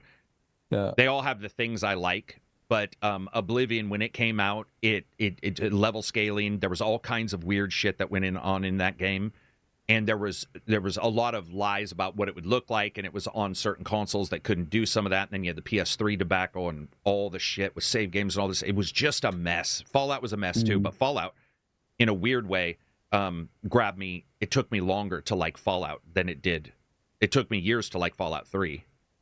Where Oblivion, I had already thought I would like because of Morrowind and Daggerfall. And so when I got to Oblivion and the moon faces, everybody glowing, even when you were first seeing that and you hadn't seen Bloom before, it looked fucked up compared to every other game. Everybody's face looked like it was self-illuminating. And so graphically, there were parts that were awesome, but a lot of parts of that game I thought looked like what I think people complain about Fallout, where for whatever reason I see it more with Oblivion. Yeah. And then you go to like Skyrim, and Skyrim had some issues, but I think overall Skyrim was a pretty good onboarding. From Bethesda, Morrowind, probably. Morrowind or Daggerfall. Morrowind and Daggerfall have this weird... I don't know. Daggerfall is so old now, it might not even be... when somebody says that's their favorite, it's sort of weird because it's like, really? Did you even know enough to know if it's your favorite, or is that just rose-tinted glasses kind of stuff? Sure. So I would say probably Morrowind, and Morrowind's crunchy as hell now. Playing Morrowind now is rough. I mean, dude, it's like playing a skeleton of a game. It is jacked. And it's not great. The story, stories. Their stories are not good. I mean, I'm sorry, but their lore is just like, what when the you talk shit? about This favorites, is so boring. How it impacted you at the time, right? It's not... Yeah, and I didn't have enough time with Daggerfall either. Because I didn't have a PC at the time, so I was playing at a friend's house, and, at some point, I'm sure he was like, I really wish this guy'd leave, but I was going over there to play Daggerfall. But Morrowind I had. And that was, I would say Morrowind I spent the most time with. Yeah, probably. And then I am not a fan. No, I want to say this. I am a fan, but I am not as big of a fan of Fallout 76 as almost anybody I know. I ended up going back and playing it because I kept hearing all this stuff about 76. And I was like, did I just experience 76 weirdly or oddly? And the rose-tinted glasses for 76 are fucking 10 feet thick, man. Like, it is 10 times better. And I'm all, what? Because that's not the experience I had. I had slightly improved here. And so I went and sort of sat down with it. And the same thing would happen with any of the older games that I liked, I'm sure. But yeah, 76's story and location didn't appeal to me. I think I was really depressed when I got the strip. And I was all, I don't know what I was expecting. It was back then when they could barely draw a polygon, let alone what I wanted to see. That was probably most of it, just being unimpressed by the lore or the world. I really like the... Oh, go ahead. No, I really obviously you hear that a lot, but I really like the story quest stuff in New Vegas, but I dislike the world, like the exploring. So Fallout 3 is still... Well, Fallout 3 is my favorite Bethesda game, or Fallout my favorite 3 RPG. Is your favorite Bethesda as a whole? It's my favorite RPG of all time, but it's not the best RPG I've played. It's just it's because of how it impacted me as a kid, you know what I mean? Just like going into that world and loving that world, and the music and everything. But yeah, that's I think the world wins out for me. Damn. Reading a super chat here from Souls Keeper. He says, gents, I've been neglecting the podcast due to work. Happy to be able to tune in live. It's $24 super chat. Thank you very much, Souls Keeper. Would like to see the building features return in Building 5, ? Do hope they keep the voice protagonist, but without the gimped dialogue. I also agree. I do like voiced. If you want to turn it off, no worries. But I would like the option to be able to turn it off. That's all I'm asking for. As long as they don't skimp out on dialogue choices and whatnot, variations and stuff. Yeah. But here's what I've seen so far. Mm-hmm. The more you try to explain why you're not doing something, the more people are going to expect to see whatever it is you're pointing to. For sure. And I think most people, being honest with themselves, who maybe had an issue and were very happy that the voice protagonist went away from Starfield, would now look at Starfield and say, if that's your best and you didn't have a voice protagonist, how bad of a situation would we be in if you fucking had one? And so, and that's why I don't believe it when I hear those kind of things, because you will hear, oh, it's this. And then once you start, like, when you start looking at how many options or conversations there really are, you're all, I don't know if I believe that. You know, it's sometimes they just don't want it. I think that's better. You don't have to always explain it as we're just out of resources. It'll let us improve this thing over here. It's like sometimes you just don't want it. Somebody there probably just doesn't like the idea of it, and that's okay. Let's see. Yeah. Thank you very much for that super chat. We do appreciate it, especially because the YouTube algorithm in March borked everything. I was telling Absy about it prior. We may even have to change how we deliver this podcast because of how YouTube's working, but we'll look at it. Jay Reaper says, didn't like 4 at launch without mods. Grant says, 76 launching without NPCs was dumb. I would agree with that. Would anybody disagree? 4 for me was the opposite. It was like I loved it my first playthrough, and then after sitting a little bit and thinking back on it, I'm like, oh shit, I missed a lot of the stuff. The reasons I loved the earlier game, But like I was just entranced, rose tinted or whatever you want to call it. Oh my god, I'm in a Fallout world again. You know what I mean? Well, I think when Fallout 4 came out, it doesn't have to be rose tinted. Because when I look back, I still see the same issues I had day one with that game, but I still like the game. Sure. I think rose-tinted glasses really pop up when you get like 2 or 3 generations away from shit, and then people remember being in high school talking to their friends, and you hear that creep into the conversation. Well, and you're like, well, are we talking about the game now, or are we just talking about you getting your first BJ? Like, if you're overlapping it, it's like, how good was the game really, or did you just really have a good experience with your friends at that particular time? I don't think that's too. Because I remember I was like playing the game and with my friends on Discord because we're Fallout fans or whatever. And my friend was like talking to me about stuff he's not liking, or like, oh my god, this is missing this is missing that. And I was just naysaying, kind of being like, oh my god, no, this is amazing, this is perfect, blah, blah, blah. And then afterwards, with a clear head, I was like, okay, yeah, you're right. You know what I mean? Like, oh yeah, I was missing this and that and that. But I tend to do that with a new thing I'm excited for, not look at the bad stuff at all. I don't tend to gravitate towards seeing all that.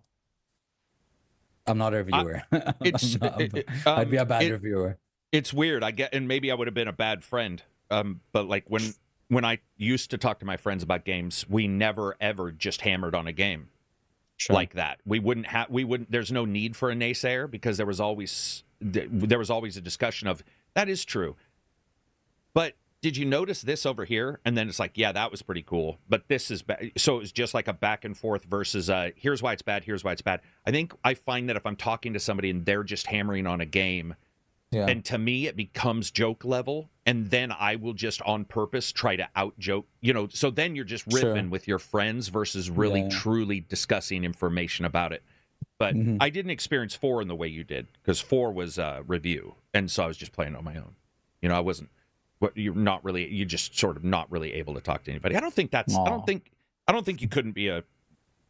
I mean, I just feel there's a slight difference, but it's like maybe you just need to review a game and wait a day and then come back. Because I wait a day. I'll do the review, play the game, and then like wait a day for my brain to.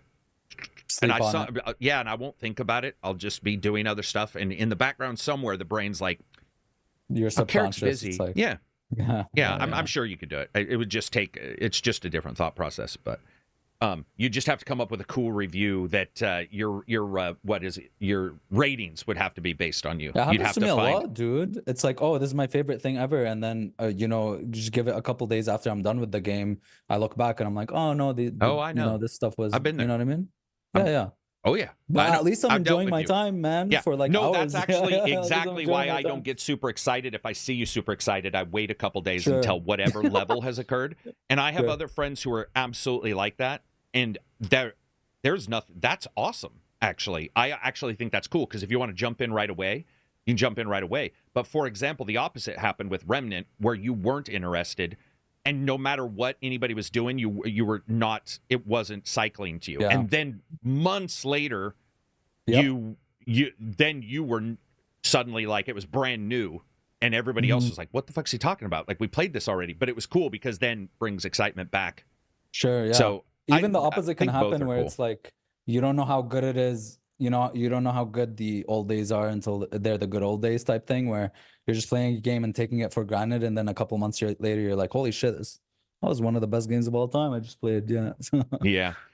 Eternal says, well, it's expected you start in a vault in a Fallout story. Sure. Yeah, that is true. You're always going to start out in a vault. See, that's what dude, the show got me excited for the possibility of just choosing something else. Like, let's be the Ghoul, or let's be the Brotherhood. Let's start as the Brotherhood of Steel. That would be really cool. You know what I mean? Right. I think but you can do alternate start for a mod in a lot of those, right? I think pretty much every Bethesda game has an alternate start mod. Yeah, yeah. The vault always, it doesn't even just seem to be they want to start you in the vault. They always want to have to do with like that feeling of, it's almost like with Ragnarok, you had to figure out a way to remove his powers, and in a Fallout game, you have to find a way to have it be new or be a new thing. Introduction to the world. Yeah, so you can't have been a wandering traitor or amnesia. Yeah, you know what I mean? So it's like, it feels like there was a cool year. They're sort of stuck there, you know? Right. Eternal says, I prefer a voice character with a personality and backstory crafted by a professional writer. Mm-hmm. I've seen some good writing without professionals, but I would agree. I think professional writing is... See, here's the thing. Professional writers sometimes can't write dialogue in a game. Yeah, that's true. Dialogue in a game is not the same as anything else because a lot of times it's repetitive on purpose to give you the same data again 8 hours later, so you don't have to go check a journal. Have you ever noticed that when you're playing a game, a noun will come up and it'll almost become a brainworm? You're like, why am I fucking hearing this all the time? Or like and then Horizon, you realize, where you just need the protagonist to say the thing over and over. Dude, you can't tell me Horizon, she had to have had dry mouth, something serious. Everything you looked at, and Andy, remember Andy Lanique came on the podcast, and Andy, the PR guy, he's not anymore, Cook, and he works at Bungie now. But it's funny because he mentioned it and it ruined it a little bit because I don't have too much of an issue, but I remember he was talking about Aloy and he's like, I just wish she would shut the fuck up. And I was like, oh, damn, that is true. She does. She fills the void of being alone and being against the world mostly by yourself with that voiced stuff. And it is a lot. And it's really contextual. Is that a door? Yeah. That's an interesting door. Is that a monitor? For such a unique world with the robotic dinosaurs, it'd be nice to like just have silence and hear all the environment and the robots moving and stuff. You could turn her chatter down though in the new one, right? Am I wrong on that? I thought the new one had the ability to turn the chatter down. I will do that right away, sir. I will do that right away. I feel like maybe you're thinking of the pawns and Dragon's Dogma. They added no. I'm thinking of this game. I'm thinking of what you were playing. Yeah. I feel like there was the ability to turn that off, or turn it down. But I could be wrong on that. I could be wrong. As Abzi is like my new favorite game. Aloy talks about everything. She does. I like that kind of stuff. It doesn't bother me, and I think it's good information. But at some point, when you're 8 hours in, Eternal says it helps new players and to start limited spaces. Yeah, I think we're not talking about that though. I think we all agree at the start. But when you're 8 hours in, and she's still talking about the grass, you know, or some dinosaur, and it's like the 15th time your brain is like, all right, man. Yeah. I don't get it. Yeah. Grant says she doesn't seem to talk as much in Forbidden West. She talks more. Maybe I'm going crazy. Am I going crazy? I thought she talked way more in Forbidden West. Oh, man. Rostam says the opposite. Zero Dawn, it was all right, but in Forbidden West, it was up by 11. I'm not crazy. I don't remember. I'm going to be honest, man. I mean, I may even have pointed it out. It's been Zero Dawn. She talks. The problem is in Zero Dawn, she was annoying because she was way too self-centered. And then in Forbidden West, she's way too annoying because she's ego up in her, which is, I guess, somewhat of the same thing, but it's kind of a different type of annoyance with her personality. Like she gets a little bit better towards the end of Zero Dawn, and then in Forbidden West, it's like, oh, back down to now that you've saved the world, you're like, holy shit, I'm the shit, So I definitely had this pop up where I didn't have an issue with this, but it was brought up that Ragnarok, a lot of people didn't like the starting, and I felt the starting was amazing because I like Robert as Odin, and so I like those actors and all that kind of stuff. But a lot of people were telling me they didn't even like how he sort of talked at the starting. He talked too much. So I guess we just all have different likes, because on that I felt I didn't even notice that issue, and I didn't notice too much of an issue on Horizon until you guys mentioned it. That was it's not something. I think the thing that makes me okay with, I'm fine with it for some reason. I'm fine with not totally loving the protagonist for some reason in this, and I like that characters like Silence calls it out, even though he's also self-censored in other ways. But he does call it out, so it's written that way because they wanted to. It's just, I guess, risky, right? I mean, it's also risky to have no data, and then you get people saying, I don't know what to do, and then people saying this game's broken, and find out it's not broken, it's just the person didn't build the arrows they needed to kill this guy or drop this ladder from the ground. So it's like the yellow landing, or the yellow ladders, where everybody gets mad about the yellow ladders, including myself, and then you play a game where the yellow ladders are off.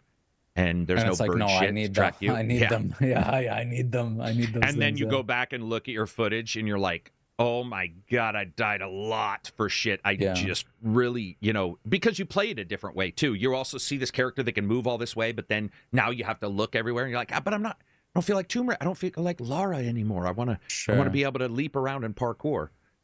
Yeah, people just have to accept the fact that yellow ladders would work in one thing and not another. You know what I mean? Yeah. Yeah. Have you ever played an entire game with the yellow ladders off? Like with assists off when it comes to visual assists for climbing and stuff? Visual assists for climbing and stuff. I guess you can say Far Cry Primal, I just turned everything off. Red Dead, I couldn't, because you get into these missions where you have to have a waypoint, and if you don't, you're fucked. So I turn it on and off, but they have a cool dynamic system for that. And I even used a small iPad and set it to the side where it would have the map, which doesn't work with console for some reason. It was only a console, which doesn't work with PC. It's only a console thing. But it was really nice because the map didn't take up space in the actual screen. The screen was completely, UI-less. And then you had the map on the side and a different thing, which was a really cool feeling. Very, very good thing they added to that one. Assists totally off. No, I feel like it's only in games that I'd want realism in, or that I'd care about that. Because let's say we take Horizon or Assassin's Creed, I don't care about those gamified things as much as I would in like an Arma or a Stalker or a Tarkov, for example. You know what I mean? Yeah. There's some games that I would want geared towards that, and some games that I don't mind assists and stuff like that. Yeah. Salazar Megadon, welcome to being a member. Thank you very much. We appreciate it. Helps the channel. Anybody doing that kind of stuff, very much so. So, moving on from there and talking about assists, man, I got to tell you, I jumped back in. I did a little bit of the show. I did a little bit of WWE. I did a little bit of, last year's football game. And this is going to sound weird, but it feels like I could have played one Madden game from 1994 and still be able to know everything and play everything in all of the new sports games. Especially, they don't. And it's so weird because I don't know what they could change. But I went back behind I was the quarterback, went back, and I did a pass. And I swear to you, it was like remembering playing Cyber Ball or fucking Joe Montana Sports Talk Football. It was all the same exact buttons, the same exact thing. And I was trying to think if there's any way for them to change anything, but I just don't think there is for those kind of games. Like, it's like chess, you can't really change chess type thing. Right. You can add I've always chess. Go ahead. When I was a kid and I was playing some sports games, I always envisioned in the future we'd get a game where you are the person, you have a life outside, kind of like GTA, but without the crime and stuff. You have to go and train and do all that stuff and physically go into a car and drive, and then drive to the tournament or to practice, and then do that stuff. And then that's the only thing I can think of. I can't think of, changing the game mechanics themselves in the actual games. Yeah, the career mode stuff is, maybe you make a hair. No, couldn't do that. Yeah, I just don't know what else you can add, man. I know that basketball has the street version now, where it's like you play NBA, but you play the street stuff. So yeah, I want to go here and answer these questions because I had missed them. Knucklehead said, I heard you mention that you don't put ads on your YouTube, but ads roll anyway just because that's how YouTube does it. Just wondering why you don't run ads on them anyway at that point. Does it make things more difficult if they get demonetized after the fact? There's a principal thing. Is the amount you would make from ads not worth the headache? It's a good question. So one of the reasons why I don't is, for example, like we're doing this podcast. When we finish this podcast and then I hit done, it takes YouTube about 3 hours to make their codec and make the codec. And then also I have to remove the first 5 minutes of the music and all that kind of stuff, which is another edit, which is another 4 hours. To put ads into these, I would have to wait 9 hours for those two things to be done, and then put my own ads in. And to do that, you need to go in and look at gaps in discussion where somebody's quiet, put an ad in. After 9 hours, podcast isn't getting a bunch of views anyway. And number two, if you hit auto, which I accidentally did 3 podcasts ago, it added 28 ads to our podcast. So I was like, yeah, I'm done. I'm not even messing with it. So, yeah, and it's also a principal thing because for the most part, I like people, there'll be occasional ad while we're live. People sort of know that, but when it comes to the video, and again, we're looking at switching how we do that. Every channel I know of is actually looking at what's going on with YouTube right now, but there's all kinds of stuff when it comes to it. But honest truth is 10 hours after you post a video, you're not getting a ton of views unless you say something contentious on a podcast, I mean, it's like most podcasts are anywhere from 500,000 and less, and then at that point, there's just so many things going on, and everybody's doing the same stuff that you're not really getting a ton of views. And we also post on Wednesdays and Fridays, which are the lowest ad days possible on YouTube. Not on purpose. It's just because it works for me. Jabron the Beast says, well, watching Mandalord's review, at the part where you spoke about the workers and how it's families and unassigned families build your buildings, it got me thinking about the traffic system in city skylines. I'm just going to go to the bathroom real quick while you're answering that. No worries. And how there's an obstacle that keeps popping its head up as you grow and progress through the game. Once you touched on the Warhammer comparisons, it got me thinking, how would this game compare to a game like City Skylines? Personally, City Skylines never really grabbed me, but for some reason, this has my attention. Going to Game Pass it anyway.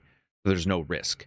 Love the stuff. Keep it up. And I'm glad you were able to answer that again. Welcome to all the new people in the Discord and the YouTube stuff. That was awesome. I absolutely appreciate it. So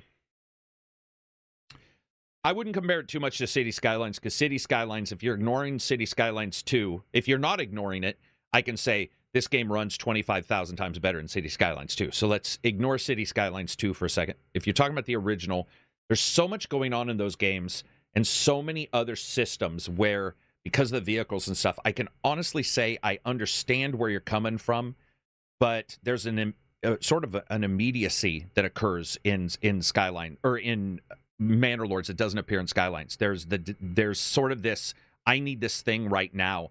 It would be almost if City Skylines had its disasters on all the time, or its car crashes on all the time. It's just a different thought process to them. Even though there's a long period of time that occurs in Manor Lords, when you need something in that game, I've found I usually, even with good planning, need it pretty quickly, or I see something going wrong pretty quickly. And that's also because it's early access.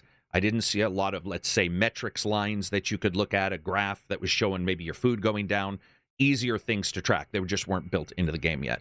I can see a little bit of comparison, but I'm just going to say that doesn't pop up in my head instantly for the comparison there. But it's a good, I get where you're coming. I get where you're coming from. Maxwell says, hey guys, love the ACG podcast, fix when commuting. Thanks for the awesome content. I'm sure this has been asked, but never quite got clear insights. Carrick, why not have some sort of scoring to your reviews, and why it's a bad idea? I mean, nowadays, everything below an 8 is considered not worth it, which is nonsensical. Well, that's pretty much it. So the thing that pops up for me is this. In my life, I can't remember ever talking to a friend in my life and stating something was a score. So when we talked about movies, we would say, this movie is worth seeing now. This movie is worth waiting until, or going to the matinee. This movie is worth waiting until there's a rental. So far, from what I remember and from what my friends and I talked about prior to me becoming a YouTube person, there was never, ever a discussion of a number. So I never said she's an 8 if I was talking about a person, or he's an 8, or whatever you may choose. I didn't ever say that. This car is a 9. That made no sense to me, because you need to know these idiosyncrasies within a car.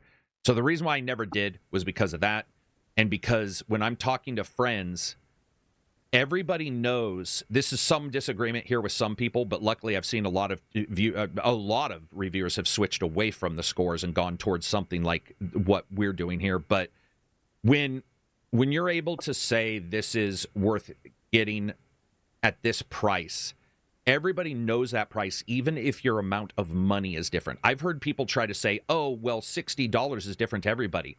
That's actually not the point. $60 is still worth whatever the $60 is on that comparison level, even if to an Australian they pay $100 per game. Then because of a different way in which the money goes up and down for them. So no matter what, it's pretty easy for everybody to come to a conclusion when I say it's worth buying right now. That usually means worth getting. That's why I don't worry so much about, I've had people say, well, this game got patched and it's way better. Why don't you do a re-review and say it's worth buying? And to me, the original review that said wait for a sale, if it's improved in the ways that I gave context for, then for you it is a wait for a sale.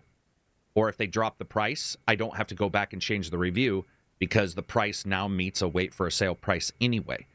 So that's why I don't talk to anybody about numbers. I can't remember the last. It would feel so weird, because I think most of my friends are nitpickers anyway, that if I said it's a 7, my friend would be like, hold up, what in the fuck does a 7 mean? And if you gave this a 7, what about 3 years ago and you gave that a 7? Why do the two sevens not match up? And you're like, oh my God, okay, that doesn't make sense. So it's just a bigger overall group. Not Sure says, I started playing Mad Max on PC. What's a game that you missed when it first came out that you played years later and really enjoyed? I think we would all agree.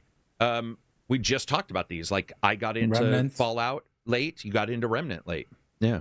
I got into Remnant late. There were a couple of games where I just missed and then loved. I was like, oh my God, I see why you guys have been talking about this. You know what I mean? Mm-hmm. Prey is a huge one, where it became, one of my top 10 of all time. I didn't play it. I actually tried playing it the first time when it came out, and I was like, oh no, this is not hitting. But then after a podcast we did around a year or so later after it came out, I fell in love. Yeah, I gave it a chance, and I was like, wow, this is one of the best games I've ever played. What about you? Yeah, I'll give my answer in a second. Somebody just wanted me to remind. I immediately realized I hadn't said. Another thing about stating the rating is because I do buy the games that I review. Yeah, so if I get a code, I always either end up getting a gift card or buy the game digitally and give it away, something like that. So to me, the money matters even more, and the buy rating matters differently than a score. I do not like the idea of getting games for free. That feels really weird to me. Great Ape. Oh, and games for me that I surprised. No, Fallout 3, man. I skipped out on Fallout 3 for at least probably a year, and I tried a bunch of times, and then finally got it right. It was one of my favorite games. Just such a good time, man. Such a enjoyable. It's like weird game. Yeah, when someone says like getting lost in a world in games, I immediately think of Fallout 3. It's just such a game to get lost in the world. Just made it hard on me, because I feel like it didn't let me get lost because I was in the vault for too long at the starting. Okay. So when I went outside, I was already like, nah. And then I followed the quest, and it took me somewhere else. And I'm like, when am I going to get to explore this explorable world? You are going to have a free world in your free world game, right? You are going to have an open world. And so what happened was somebody had told me to just go left and ignore the quest. And once I did that, I was good to go. Yeah, but it did take a while. 7 Days to Die, leaving early access this June after 10 plus years. Great Ape 51 in our Discord says, man, Early Sorry, access, what? buddy. 51 mean? Years? Grade 8 51 stated 7 Days to Die is leaving Oh, early 51. access after 10 years. Oh, 7 Days to Die is leaving. I didn't think it was still in early access, dude. I legit didn't that come out the same it was like around the Bro, it DayZ came era. out on a console. Dude. 2013, right? Hate that shit. What the fuck? Long time. Are they doing like do those games change that have been for that long? Do they change at 1.0? Like do they do like the biggest update yet? Yeah, I and don't just know. introduce I don't a whole know. new... They say the road to 1.0 and that they've got some stuff added to it. So, I mean, I've heard Nor. See, I can't. Nor has a really odd take on games. And you know how you were saying, like last week. Oh, no, we were in our Discord. And somebody was explaining Penty was saying he sometimes, when he was younger, would be purposely contradictory. And there's times when sometimes... Penty, Yeah, Penty, sometimes talking, and Nor likes this game a lot, but sometimes when I talk to Nor, I get like he's got a more of a let's help the little guy kind of thing. Yeah, of course. Then like big corpo and stuff. Right. Well, yeah, that's true. I could have just said it that way. I forgot. He does not like any. Yeah, he's not a corpo in Cyberpunk. Yeah, that is true. I forgot. No, he's definitely I'm a corpo. not a corpo. I'm a big corpo. Are you a corpo? I'm a corpo. So. Some people like it and say there's a bunch in it. I just know that the multiple times I've experienced it, it has been not for me. Eternal says Fortnite was technically in early access for ages too. Yeah, it's true. Fortnite was technically. Oh yeah. Even fuck man, is Rainbow Six Siege is the ranked one still? I have no clue. Beta? That's a weird conversation because I just asked that yesterday in chat, and I don't know if I got an answer off that. If that's like, is that? I don't think live services have a final anymore. I mean, it's in the best state it's ever been with right now, but I don't know. I don't know the status on that stuff. Yeah, it's always hard to know exactly what I mean, dude. You look at this kind of stuff and you start to see a game coming out of early access after this many years. I think a lot of it is just much ado about nothing, and it could also be that they're seeing sales go down to a point to where they know a PR bump for 1.0 would help them right before they move to another game. And I think that's valid. You shouldn't have stayed in early access that long. That's ridiculous. Like, come on. Yeah. That's why I'm very happy like this year and I think the end of last year, but this year mostly, these couple of months actually, where things like that vampire game and the Sons of the Forest, all those just were in early access a year or 2 or 3 even maybe, but they've come out relatively fast, and I'm that glad. Vampire game. Yeah, V Rising. I think when does it come out of 1.0? V Rising. Oh, that game. Sorry, I get. Yeah, very soon, and I'm very excited because I did launch that game a while ago and played for like 5 hours, and I'm like, okay, I'm just gonna wait, and now it's paying off. I don't know when Valheim is coming out of early access though. That one, I feel like people got burnt out of that one. Really, that one got like a huge surge of people playing, and then, you know, I don't know how it is now. Yeah, I saw something about them, and it must be along those lines for a bunch of stuff, because I saw it pop up here recently on some trailers. People were saying there's something big coming, but I got to tell you, that game came and went for me. Valheim came in it was just like fast. I'm not saying it went down. I'm saying my interest in it was like, it was there. I played it like twice. Didn't dislike anything I played, but whatever it was didn't grab me. And then and then we're here today. Like I don't think of that game ever. Yeah, I don't really. You know, like, it's crazy how it just captured so many people that aren't really gamers that much. It's insane.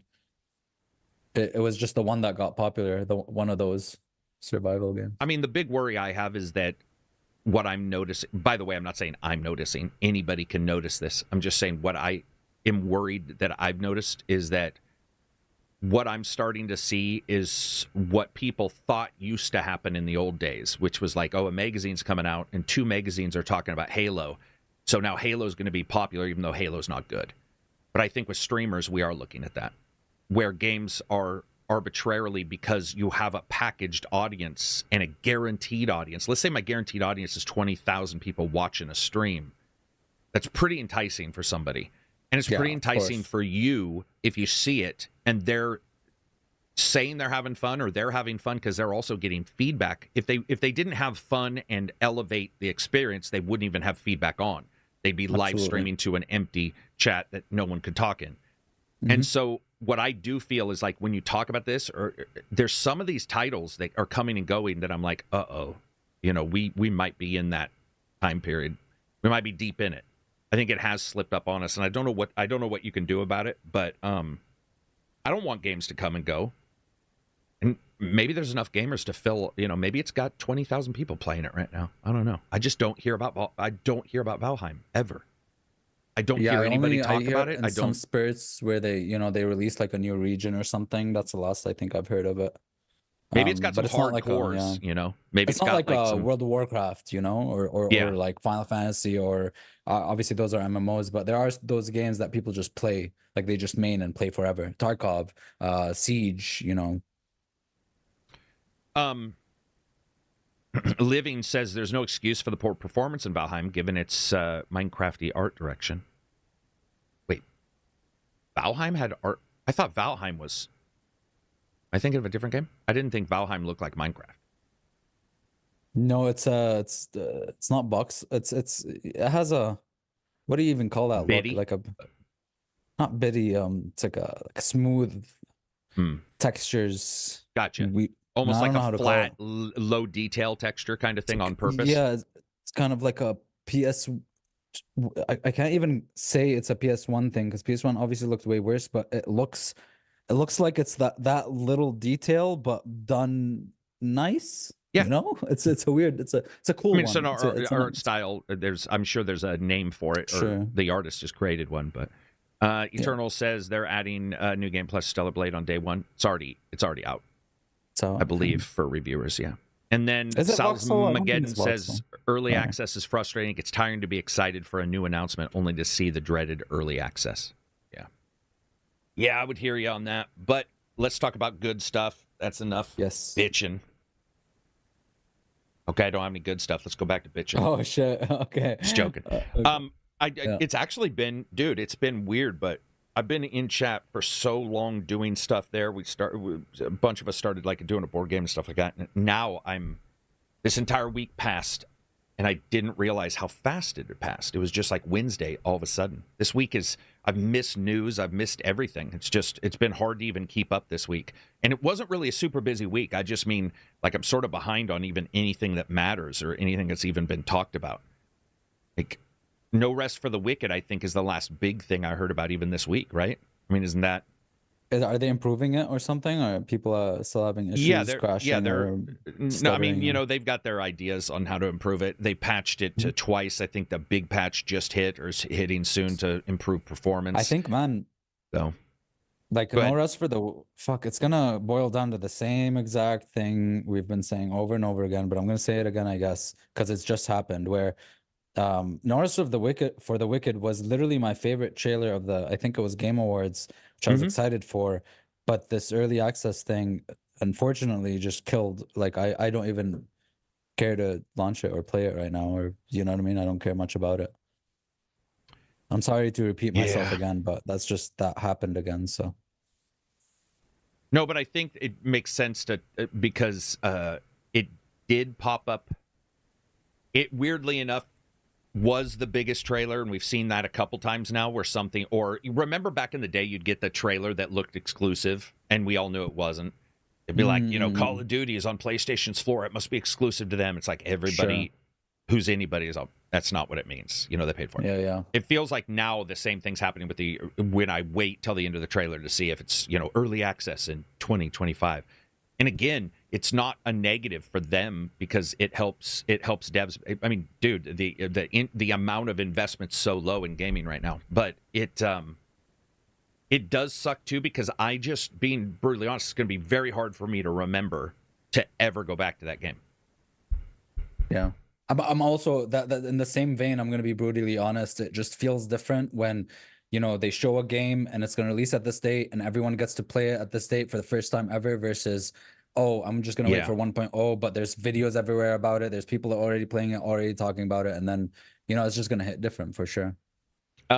Ricardo says, hey, do you think the Snapdragon series CPU, the new series CPU, can really impact he says, in the PC gaming? I don't know in PC gaming, but I know they're pretty goddamn wicked in the mobile sets and stuff like that. I don't follow Snapdragon too much. There's rumors that Microsoft's going full ARM. We saw that on their leaked documents and all those kind of things. So it's hard to know if exactly what's happening with that. I don't really care about I care about the chipset because we got to see the switch when, they went from like specialized chips to these sort of APUs at your home and stuff like that. But in the end, half of the games are going to look identical. You're not going to be able to tell. Maybe you'll get 10% more performance in a game, and you know what's going to happen? A developer will put 10% more stuff in the game, and you will go back down to 10%. That's, by the way, there you go. Yeah. Dude, that is what it will happen. Like, I don't know why anybody does not think that will happen. They won't magically get 10% back. They'll do exactly what they do whenever there's a GPU. They're going to 10% it. They'll put more stuff in. Yeah. I don't... the thought process is not there. Unless you just want the same, but just better performance all the time. So. Yeah. Eternal says early access made BG3 so much better at launch. It made the starting of BG3 better. But like launch. obviously there's success stories. We just talked about this too. There's obviously success stories of early access, and it's not a bad thing. It's just our own personal feelings when it comes to the burnout and I would say it's it is a negative when you look at BG3's third act. Sorry. It just is. BG3's third act was not in early access, and you can tell. It's where the performance goes to shit. It's where the story starts to fall apart. And even if there are good parts of the story and poignant parts, there is a drop in quality that is noticeable. Even if you love the game. Everybody I know in our Discord loves that game. Loves it. Loves that game.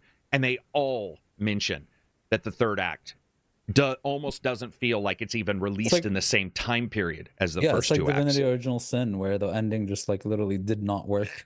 It's happens. Terrence says, I can't believe that Kickstarter worked for so long. That's worse than early access.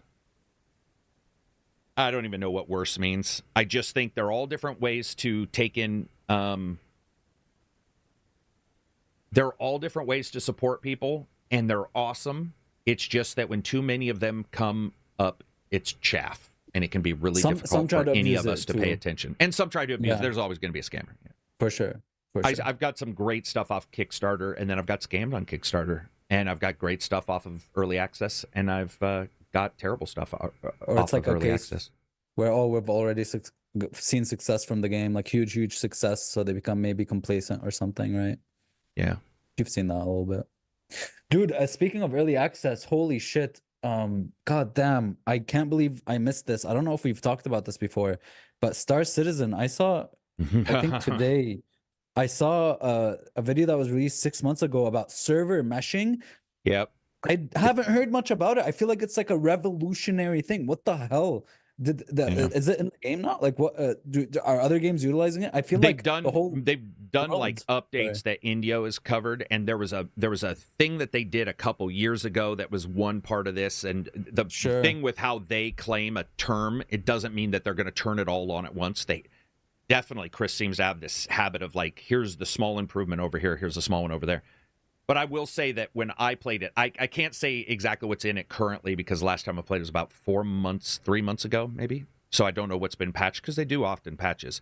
But I posted a video yesterday that said something like getting into Star Citizen now. And I got to tell you, man, like it's crazy how far that's come. It is crazy. They were showing a mission. They were showing all that kind of stuff. And I've played around with it more than enough to get my $50 out. But that I've already spent. I'm not spending more on it. But it's also hilarious when you look and you realize that like when GTA 6 comes out, its cost will be more than that. Yeah. And it used to be such a big deal, and now it's become this sort of like, oh, all right, well, I mean, it's playable to the people who want to play it, and there's a ton of content for the people who want that, but it's sort of like that beta sandbox kind of thing right now. But what I've seen and what I've played, the big thing I love out of it is that other developers are starting to take notice who do open world space games. Bro, there's been multiple blogs where people are like, server meshing and all that kind of stuff. So. What if But I mean, what if that's the new server No Man's meshing isn't Sky? brand new. It might be a new way Is they're it doing not? it. No, I it might be guess a new because way they're like doing it in there. just having everyone be in that hallway but on Yeah. different servers is just and have ripple effects like throwing a box and having it, you know, break in the other server. It's just And wild have it to me. not break the world. Yeah, You know? yeah. That's the big thing, right? Is like, are you going to be able to implement this well, right? Santiago says Witchfire is another game I really like, but I'm waiting for early access to end. Is that the one where you open portals to? Is that the one where you open portals into like these modified worlds where it crashed a bit in the early access in the beginning of it? It released around the Don't time of remember it at all. Enshrouded.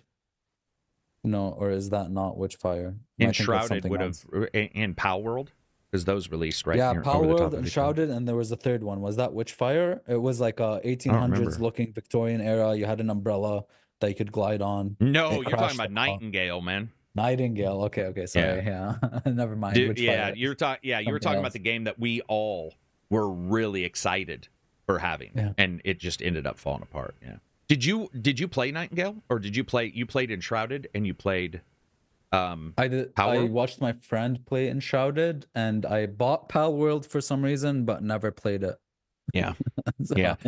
I think you'd like Pal World, dude. You just, if you know that Would it's yeah, if you know that it's janky and you know Yeah. that it's about, you know, putting people, you know, humans in servitude and stuff like that, and you're cool with that, I think you'd like it. I think Pal World sort of speaks to you in a weird, because it lets you do some crazy stuff. It's janky, but it's sort of fun, and then it's got that team building thing where you get the different pals and they have their own, you know, their own abilities and their own powers. I think you'd like it. I think I don't know if you would think it was worth early access, because it is straight up early access. Yeah, You're not I've gonna seen- sit there and go, "What is this?" You know, what is this game? It's perfect AAA. It is not that. Looking That was at funny, man. new news. What do we got? We got Warbits returns from the ground up remake of Warbits Plus. Oh, that's a pocket. That's a handheld. Warbits. I haven't heard of that one. Interesting. Been doing a bunch of handheld with the Legion, but not true handheld like a Switch or anything. And then you saw that do you like it more Embracers. than the? Oh, go ahead. Do you like it more than the 1X player too? Yeah, I like it the best, but the 1X player. Do I have the 2? 1X. Yeah. you That have one's the 2. screen is a little bit bigger, and I just dig the big screens, man. Yeah, Like I'm a sucker nothing for wrong with big that. screens. A little easier on my eyes because even if you don't need glasses or whatever, you know, up close and mid range is hard because your eyes are constantly focusing on all these things, and so sometimes having that bigger screen just lets you sort of, I don't know, a little, yeah, just a little bit less painful on the eyes. Something that you sort of notice. Yeah. Sailor Moon says DBZ Kakarot had a free PS5 update and gave us a new trophy list. Interesting. Sailor says Power World is fun. Let's see. Steven says, so title says Stellar Blade and Manor Lord reviews hit, but not seen the Stellar Blade review. Correct. They hit. Like We already reviews talked in about general. those. Mhm. Yeah. Well, yeah, I wouldn't say my reviews hit on my own podcast. But I could go over the that would sort of steal review views. Be like, hey, here's that's why I didn't say too much about my Stellar Blade review until it's posted, because otherwise the you just review. You know how some people go like, "This is the review," you know, instead of my review. I did that a couple Did you times do when I that one? started the channel. Yeah, I said Yeah. like, this is ages ago, but let's say, Dead Island 1, the review, the official review or whatever. You know, because you're starting out, you don't know what to name it. And I remember posting it, and I don't even know if anybody said anything, but even I was like, all right, that's the review. It's like a little bit too much. Yeah. At that point, you know, You're that like seems a little rough. You're like Aloy. Yeah. The Fallout 4 update. This is Stefan Southwick. What's up, bud? He says the Fallout 4 update doesn't look like it's adding anything you can't already do with mods. Yeah, that's probably true. I mean, a bunch of it. On the other hand, Fixes I mean, and all that. well, yeah, but a lot of the systems, But it'll from be what I official. understand, either don't have mods, don't run mods. Yeah. So, Or there's yeah. new people that like the show and want to get into the game, and they don't have prowess. You know, they can't do mods. I watched somebody who sort of knows what they're doing in our Discord try to do mods, and I was like, Mhm. oh, mods are not as easy as they seem from the outside. And it was pretty rough.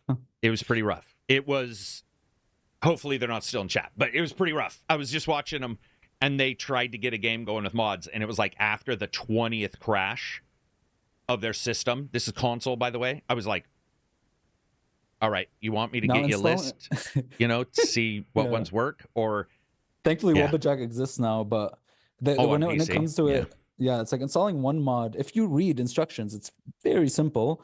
But then when you have multiple, it's like, okay, you got to make sure this doesn't conflict with this. It's right load order. So I'm very glad things like mod lists and Wobbajacks exist,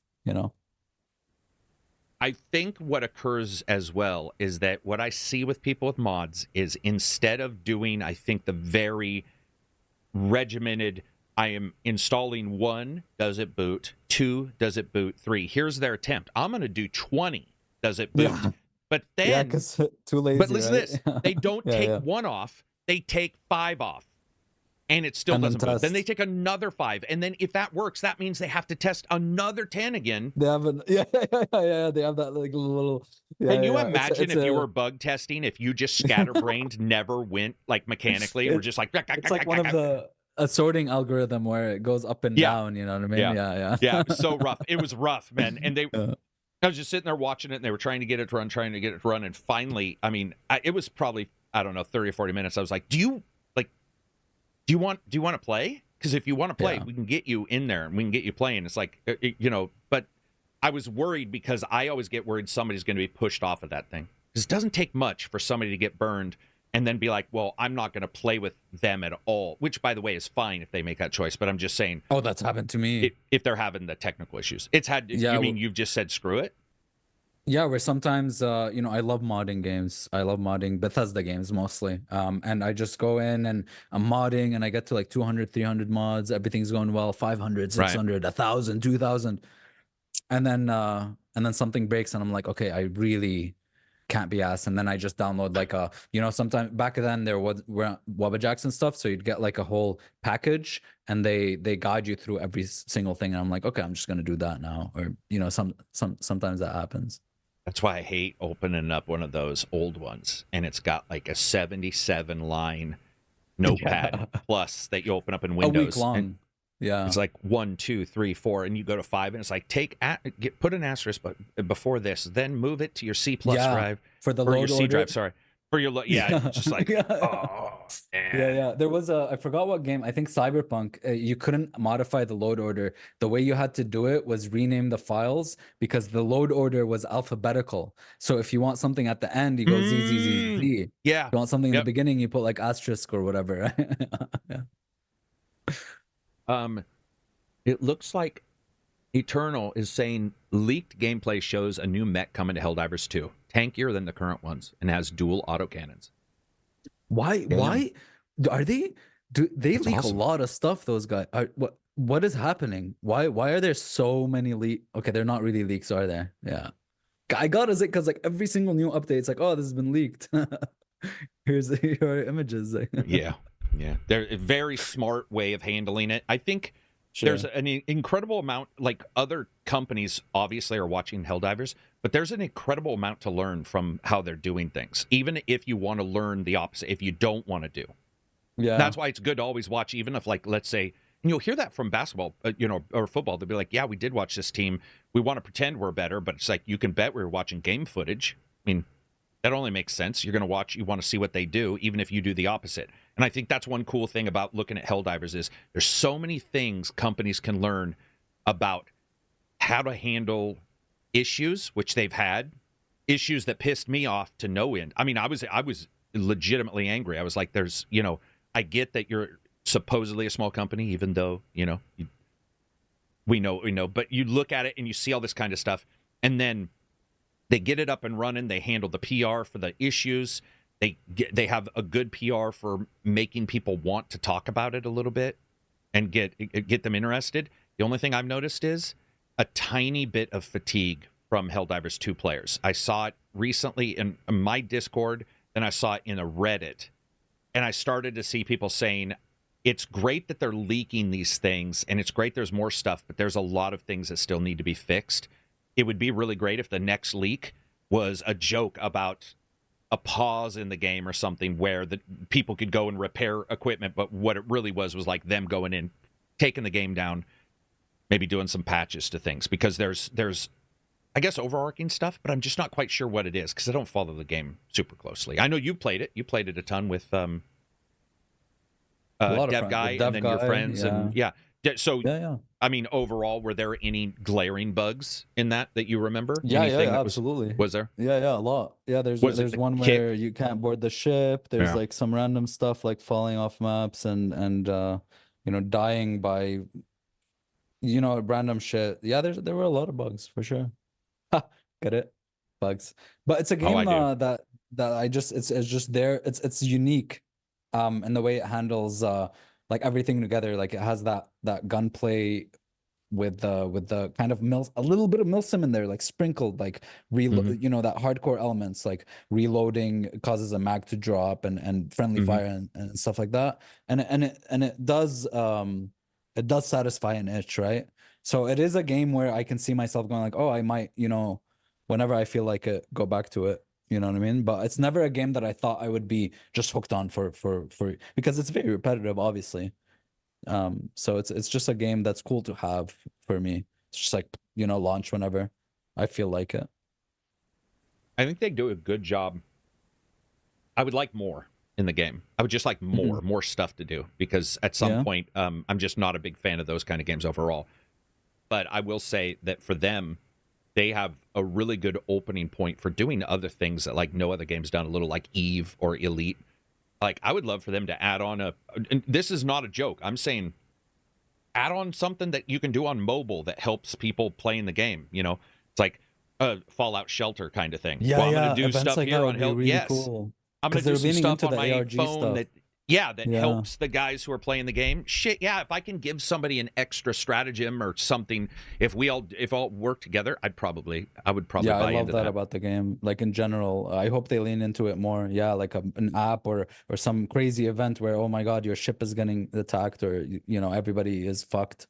Log into the game now. You have to log in, and people on PC can anti-hack the hack of the automatons or the robots or whatever. I mean, just little stuff. It's like, might as well. Yeah, like interaction between PC and console where PC might fix a problem. Yeah, that's so cool. That would be really cool. Very, very cool to me. I think that would be awesome. Yeah. Also, well, no, that's too far. I just almost went super deep into the weeds there. But yeah, it would be great. There was another one. Any news about the new Splinter Cell? So that's it. It's fascinating because I just saw a leak / rumor / possible lie / possibly real that stated something along the lines of the new Splinter Cell will be using ray tracing to track people's eyeballs and if an enemy can see you. What? And so you know how we talked about audio uses ray tracing a lot to figure out where audio is going. So I'm assuming they've found, if this is true, they found out that somehow it's most likely, this is going to sound weird, but bear with me. It would be really weird to use ray tracing unless they're not drawing it, because you're still doing the calculations. Yeah. Maybe at low samples you could do it, but maybe they are using audio. And I was laughing in bed last night when I read this leak because I thought of two fucking bat eye instead of my eyes, like two bat ears going like, meh, and making sonar sounds, because that is what you would be doing technically, is almost using the audio system to figure out where guys are, drawing lines to things. But I like the idea of, so do you know what I hate in Oblivion? If I see his eyeball, he sees me in Bethesda games. Yes. So if he can see my shoulder, I'm okay with that, but I sort of want to know if he can see my shoulder. So if they clean up enemy detection and it's a game about stealth, I'm all for that, whatever they use. Yeah, especially in third person, it would be easier to tell. Have you ever done that game, dude, where you hang your ass outside of a friggin' wall and you can't, it almost bothers me they can't see my ass. So like I'll be backing up in a game and I'll, my ass will go on the outside of the wall and there'll be a bad guy right here, but because it's like not my eyes. Right here. Yeah, you're not seeing this dude's ass, come halfway out and then go back in. I know it's such a dumb thing to be bothered by, but I was just recently playing one. Or when you switch directions in some games and the character just goes like flip, flip. Or if they do the full thing, half of your body goes out, but the character's It's like just rolling like, between cover, but they're blind to it. Right? But they're blind to it. Yeah, you're all, dude, yeah. seriously? This is 350-pound trash can just did a barrel roll right past you. How would they solve, one thing that always bugged me, but I do get it in stealth games is forgetting about you. Like how do you fix that problem? You just make them not forget ever. And the GDC that covered, it wasn't Valhalla, it was what's the one prior, Odyssey or Origins, they covered how you don't want to create a world that is completely unrecognizable from the world at its vanilla state. So if you were to go into a place and fuck around with everybody in the towers, so everybody knew there was a bad guy and left, and they stayed in that, it would be almost impossible to test. It would become this mess, and so a lot of times they have that return state kind of thing. They're definitely looking at it. I would love it if they I don't know. Do you want true stealth? You do, and I do. I think true stealth is where if they see me, they put their damn helmet on, and they're not taking it off for their entire 8-hour shift. So if I sleep, it'll be gone. Someone. Yeah. So if I sleep, it'll be gone. If I stand around here, he's gonna have his helmet on that entire time. I think that would work. Yeah. Those kind of things. Yeah. But the idea that they change and let's say states stay that way, you could work it to where everybody came to the left of a castle because you're making sound and you're waving, cool, and then you're running around to the right side of the castle, bro. Yeah. Are you sure he's right there? Maybe they start doubting the guy who saw you. Where it's like the guy would tell all his friends that he saw you, but they'd be searching for like an hour. They don't find you, so they think he's hallucinating, He's lying, and then they take him to the site. You see them take him to like the therapist and stuff, and be like, "Hey, can you check out Fred over here? He's been seeing stuff. I want that whole immersive. Maybe in a Red Dead game. Well, you're gonna like Kingdom Come 2 then. You saw the stuff about Kingdom Come 2, right? They did an interview and talked.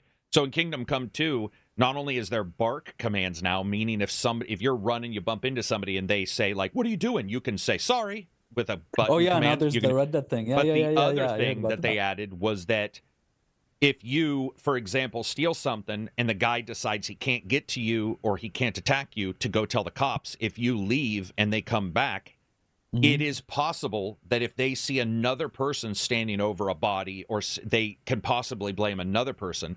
But they were saying they can blame you. So his example was someone. No, but you can get framed yourself. And he hinted at something weird. If you read this interview, he says, so for example, if you were found over somebody with a bloody sword and you had just picked up that bloody sword after a fight, even if it wasn't you, there's a possibility this. And so they said they were trying to figure out a way to do a dynamic system, because this sounds like Oblivion's bullshit. Oblivion had the Radiant AI. And that turned into a disaster. There were like wizards casting and lighting dogs on fire and doing, because the guy was getting mad, the dog was barking, and they showed it. Todd showed it back in the day when it was really variable, and they said that's unplayable. But I can tell you, that's the kind of stuff I want.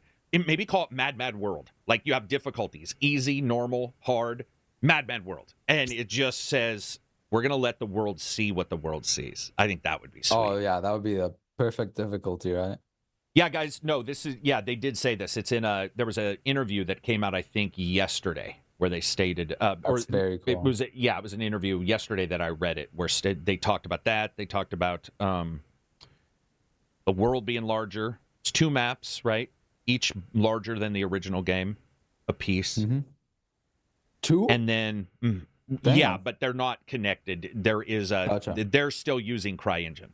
That's what some of the conversation was around. Baby. I think that's it's gonna be spicy. Well, that's actually he even stated. It's not gonna run at 60 FPS on console. I'll tell you. Yeah, he said like, I get it. Almost every dev is probably bitching about their own console or their own engine and the problems they would like fixed, and we have those. But we know CryEngine and the turnaround time from 1 and getting 2 out is much shorter if we don't have to. It all very sensible things. But the 2 map thing, I was like, that does sound like CryEngine. That sounds. But can you grow a tree? No, Fable's never happening. Let's see. They're not taking the game down anytime soon. I don't know what you guys are talking about on that. I remember they just make it so that you are permanently in red alert. Oh, in games with stealth. Light and shadow in stealth needs to make a comeback. Generally getting really tired of hiding in tall grass. God, I agree with that. Yeah. Oh my God, tall grass is being very overdone. And take away the completely passive agree. shit. Oh my God, yeah. What passive shit?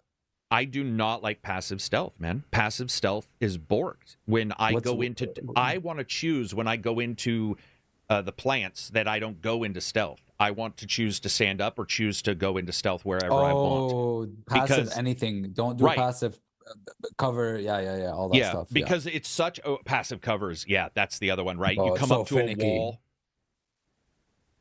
You go up to a wall and you're just, it's like you're magnetically, you're like, donk, stuck to the wall. You're like, I didn't want to be stuck to the wall. Yeah.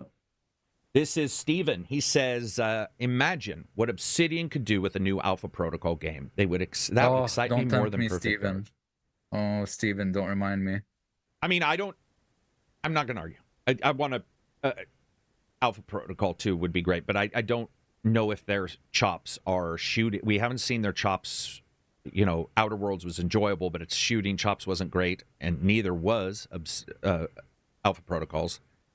I don't know. But the social engineering stuff, man, I haven't seen that in many games other than maybe LA Noire, you know. Cyberpunk. So Cyberpunk had something that reminded me of Alpha Protocol, weirdly enough. You can kill a character, and then they're sort of replaced by somebody else. I guess it's not exactly overarching with Cyberpunk. I think it just reminded me because you can do one big change in that game in Cyberpunk. Yeah. So it is just one big one. Alpha had one.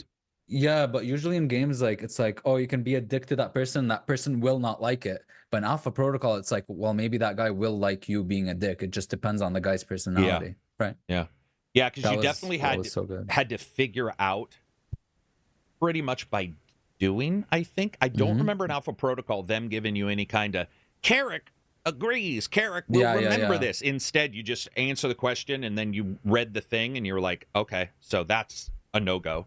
You know, that's not working for this person. Yeah, it was enjoyable, but holy shit, it's gameplay. Yeah. The crosshair, remember the crosshair? It was like a big ass fucking thing in the middle because of your RPG stat affected your actual crosshair size and how man, people were so confused. Even we were, you know, you're told about it, but you're still playing it going like, I don't know if this is the best. God, I don't know I if this is the best idea. Though. Yeah. Alpha Protocol, I mean, it was rough though. It's a one of a kind. Rough. Yeah, it was rough. Yeah, it was very rough, but it was good, but it was rough. I made my, you know, typical like Delta Force looking dude, and I remember just going through that level, and there were all kinds of weird little skills in it that you could do. There was the Obsidian jank, but there was just pretty good writing for a shooter. I felt that the writing was good. The story was really enjoyable in that game. Yeah, that's one of the things I noticed. The dialogue writing was really, really good too. Namaru. I'm sorry. I'm pronouncing that one wrong. It says Avowed would be a good gauge of Obsidian is and where it is nowadays. Yeah. Yep. I think Avowed looks almost identical to Outer Worlds in the sword. I did that video side to side for one of our Discord folks to show them that if you look at Outer Worlds and you look at Avowed, weirdly enough, there's a lot of like in the attacking section, which is what they said they were trying to fix. So I'm going to give them benefit of the doubt. I think they know that people, I get anxious when I hear Avowed because Pillars is like a huge thing for me. So I really hope they get this right. Yeah. Yeah, and man, and I don't know what public interpretation is anymore, and if it matters. So when I was younger, public interpretation didn't mean anything, and it didn't affect anything because it wasn't so instant. Now, one bad thing can explode across the internet at light speed, and suddenly 1,000 people aren't getting your game because this thing has been done or this bug appears. So I don't know how it's going to happen. I think that Obsidian is viewed positively most of the time, but then you always hear the age-old thing that I heard even back then, man. It's like, oh, they're a little too close with Microsoft. It's like, well, now Bethesda's owned by them, and so is Obsidian. So it's like, but that bothered you before. And you'll see that thing where, oh, you're working for Microsoft. Why aren't all the games perfect without bugs? They have the money. It's like all these companies have had the money. It's obvious that that's not going to happen. You know, that went away 25 years ago, 30 years ago. Yeah. I never played Pillars, so I have Avowed. Oh, so I hope Avowed can stand on its own. That's a good thought. Yeah, I think it would. Doom says Avowed looks okay, nothing exciting though. Yeah, I would say what I've seen doesn't look exciting. The stuff they talked about looks. I need to like. Yeah, that's a good way. Like for me, it's like nothing I've seen is like, oh my god, whoa, this game is gonna be. But just from back, like contextually, I love the world, and I loved every Obsidian game so far. So that's my reasoning for being hyped, not what they've actually shown, which is maybe a bad thing, but I don't know. Okay, No, I don't think it's a bad thing. I think it's yeah. identical to the people who aren't interested and aren't super interested because they also haven't seen a ton. So we're in the same group. We haven't seen a ton. You're just saying I'm interested because of past experience with other worlds. There's nothing wrong with that. That's like saying I'm interested that, you know, what's his name's doing Phantom or a new Metal Gear or what have you. It's just like, okay, I'm interested because these things have come together before. Because I get it, and I'm not as attracted to it as you are. I'm not as like, that world didn't really engage me, but actually, weirdly enough, I like the hub, not open world thing. So that's actually attracting me, is the idea of this, you know, RPG that isn't fucking 8,000. What a great place to hub it in, yeah. Like Living Lands is a perfect place for that hub based. You know it way better than me because you always say that, and I don't really know what you're talking about. Yeah, sorry, yeah. It's no, you don't have to apologize. Yeah. I'm saying I believe you wholeheartedly, though I have no clue what that means. It's like one of those places where you read in lore of a game and you're like, oh my god, wouldn't it be sick to have a game in that where you're only reading about it, and now it's happening, you know? So it's kind of, but why? It's kind of weird. Why? Because of the way it's described, like the way the regions work, how there's like crazy flora, fauna. There's I see. Every region, like not every, but it's like a mixture of like different environments and different weathers, and it's all kind of like together. You know what I mean? It's just a wild area, and I always envisioned like, oh my god, they can make a really cool RPG where it's like you go cross this landscape and now you're in snow and stuff, and you cross this and it's like more rainforest and, you know, shit like that. Is that what the Wildlands parts means? Is that, because I don't even remember any of this from, I've never really. Yeah, the Living Lands, yeah. The Living Lands. So you're talking about ecosystems being closer to each other than wild normally. And wild plants and crazy stuff, like crazy looking plants. I do remember that. Animals. I just didn't remember the Wildlands, the close, because I felt that way. I felt Tears of the Kingdom was that way. Zelda, it was snow 4 feet from grasslands. You know, yeah. I mean, I died multiple times by trying to truck it across some snow, thinking I could get to a place I wasn't supposed to get, and he'd start shivering, and I'd be like, "I'm gonna make it, buddy." Or you save in the world's worst spot in that game. Dominic Webb says, is anyone playing Eiyuden Chronicles 100 Heroes? The game is making my Xbox sound like it's taking off. Really? Isn't it like a bit like one of those JRPGs like we've seen over and over again? Like the little bitty, doesn't it look like that? I think he might mean, I don't know what, I mean, every game runs differently on each system, but he could just mean that there's a title screen that doesn't have a frame rate cap, like not Bloodborne, what was it, Neo? Neo was causing PS4s. Yeah, man. The title screen, I believe, or the character screen didn't have a frame rate cap, and it was hitting like 240 frames per second. It was, you could just hear it going. Damn. That's why you cap your game at least above what you think is going to be. You don't have to cap. You could cap it in the engine. I'm just saying, having it uncapped and you're showing some text, that thing's going to max out. You know. Doesn't take a lot. Yeah, that's why I cap it like 20 FPS over my refresh rate or whatever. Oh, I thought you meant 20 FPS. I was like, we need to talk. 20 hertz. You're like, the human eye can only see 20 hertz. I'm like, oh no. That's how I've been playing all my games, dude. What are you sitting at? 120 or 144 for your monitor? Do you usually... My monitor is at my monitor goes up to 160, but I just put it at 144. I might as well do it 120. Like I don't see that much of a difference between 120 and 144. Yeah, I would say with especially the games I'm playing, I'm not in too much of a need of, cranking it up to, mine's 144 for one, and then 2. Plus Tarkov is bullshit. Unoptimized mess in some areas. I mean, it's done in Unity. So it'd be running at like 40 FPS. And then you look at your stats and it's like, oh, it's using 12% of the GPU, 10% of the CPU. And I'm like, all right, it's just the way it is, right? Yeah, when you get that game that it's running terrible and you're like, oh, time to upgrade. And then you alt tab into Task Manager and it's like 1%, and Discord's Yeah, it's using like, 13 or whatever. You're like, wait, yep. what the fuck? Why is No that's matter what I completely do, wrong. nothing's Yeah. gonna help. Yeah. Yeah, I've messed around with a couple of the, I definitely noticed with Dragon's Dogma, I got a couple frames back in the main city by using the high CPU thing, but it only works for very particular, like CPUs that are hitting a particular problem, that are hitting that have a particular this and that. And with CPUs now going crazy. Yeah. Dogma in the towns, and it's not using much CPU. I mean, my CPU runs hotter in like Avatar than that one. Right. So it's weird. It's a weird one. I don't know if you saw, but there's rumors AMD's going to have 3 CPU types on their new card. The next one, I think 2026 or something. And then there's rumors Intel's going away with hyperthreading, and they've got efficiency cores and performance cores. And it's like crazy how it used to be speed. That was it. Then it was multi-core or threading. Then it was multi-core threading, and now we're going back to the possibility of being like it's just pure hardware on there, and maybe an AI hypervisor as well. The E-core P-core things seems trouble inducing on its own, having different cores, and it's a little bit of a lie. A little bit. I mean, you know what I mean? Like when you say you have 14 cores, you think 14 cores, and they're like, you got 14 cores. 4 of them are performance. 10 or, it's not that bad. But you know what I mean? Sometimes it can be a little bit like, well, why don't you just, I don't know. It seems sort of odd in how they do it, but I don't make CPUs. How the fuck would I know? I'm excited for the new stuff we're seeing.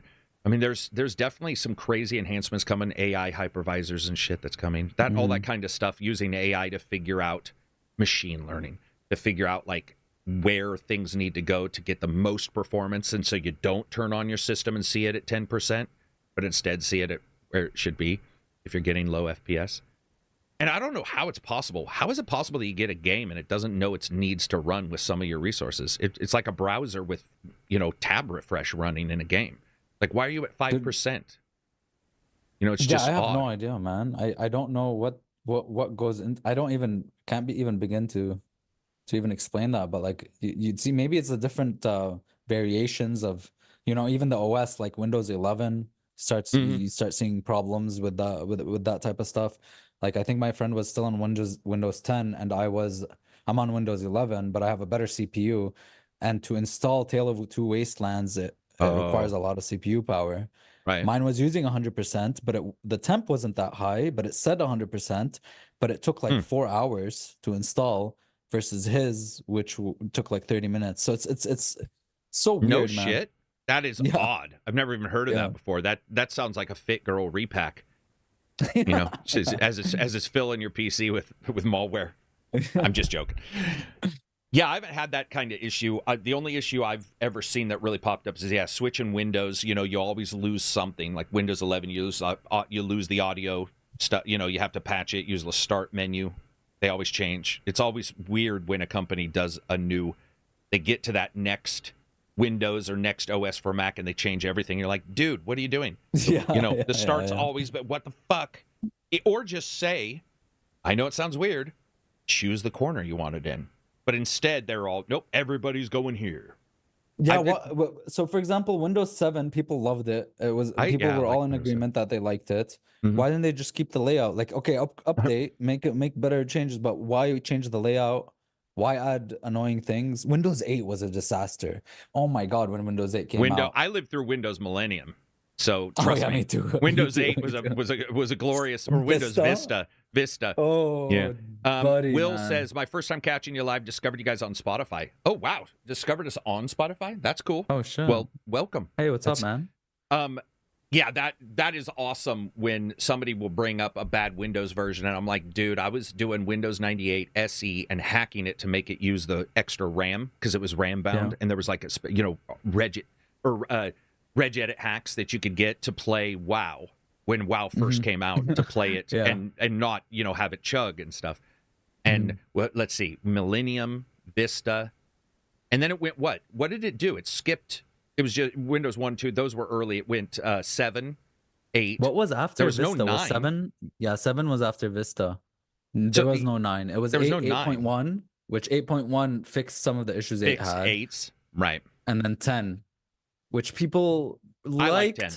I'm fine with 10. I mean, Okay. it changed some menu stuff, but I'm fine. And then now I think Windows 10's pretty good. 11, they fucked up the audio. That's the biggest thing for me is the volume mixer. It's like, why? Bro, Why? they change it and it's still there. That's the craziest thing with 11. Like, why do I have to open four steps? You have to open get to 4 steps to get back to what you got to originally, and you're like, and one button. It's already. Yeah, I don't know. They want it to be that slick thing, but it never works. Sir Ralph says, I built my first new PC, but scared to screw up files, mods, transfer. Any advice? I built my first new PC, but scared to screw up files, mods, transfer. Any advice? I could just plug in my SSD, but I don't want to carry over any Alienware bloatware.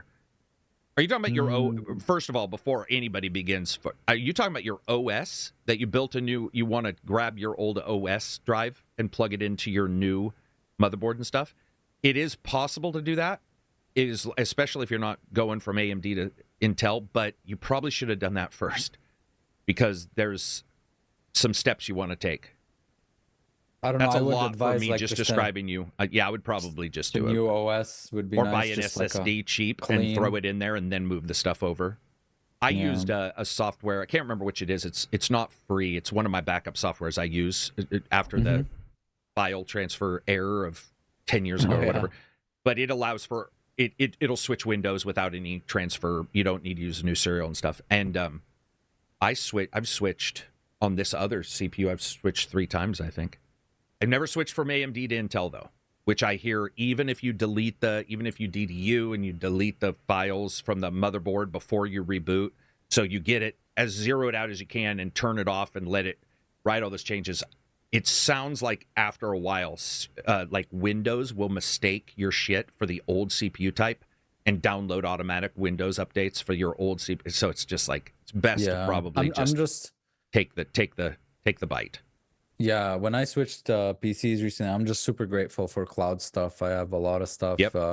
And I remember back in the old days, all the save game stuff. Carry your save, get your memory card with you, put it on a USB, move your saves. All your saves will be gone. My documents, whatever. And now it's just mostly all on the cloud. So Ralph, I would look that up in Google. Type up in Google, I want to move Windows installs. They'll walk you through more than we can do, easily probably, on a random podcast, but they'll be able to walk you through all the steps, and then there's risks and rewards. It's worked for some people are dead set against it. I know some people are dead set against using virus scanners. Most likely they're in a ransomware right now, but whatever. Or they think Microsoft Essentials is good enough, or whatever the Microsoft security suite is. Like, not anymore, buddy. You got to protect yourself. Yep. When I moved, I think I almost always do the first install. You install the new Windows, you sign in, which is great. Like you said, the cloud thing. The only thing I don't like is OneDrive. I hate OneDrive.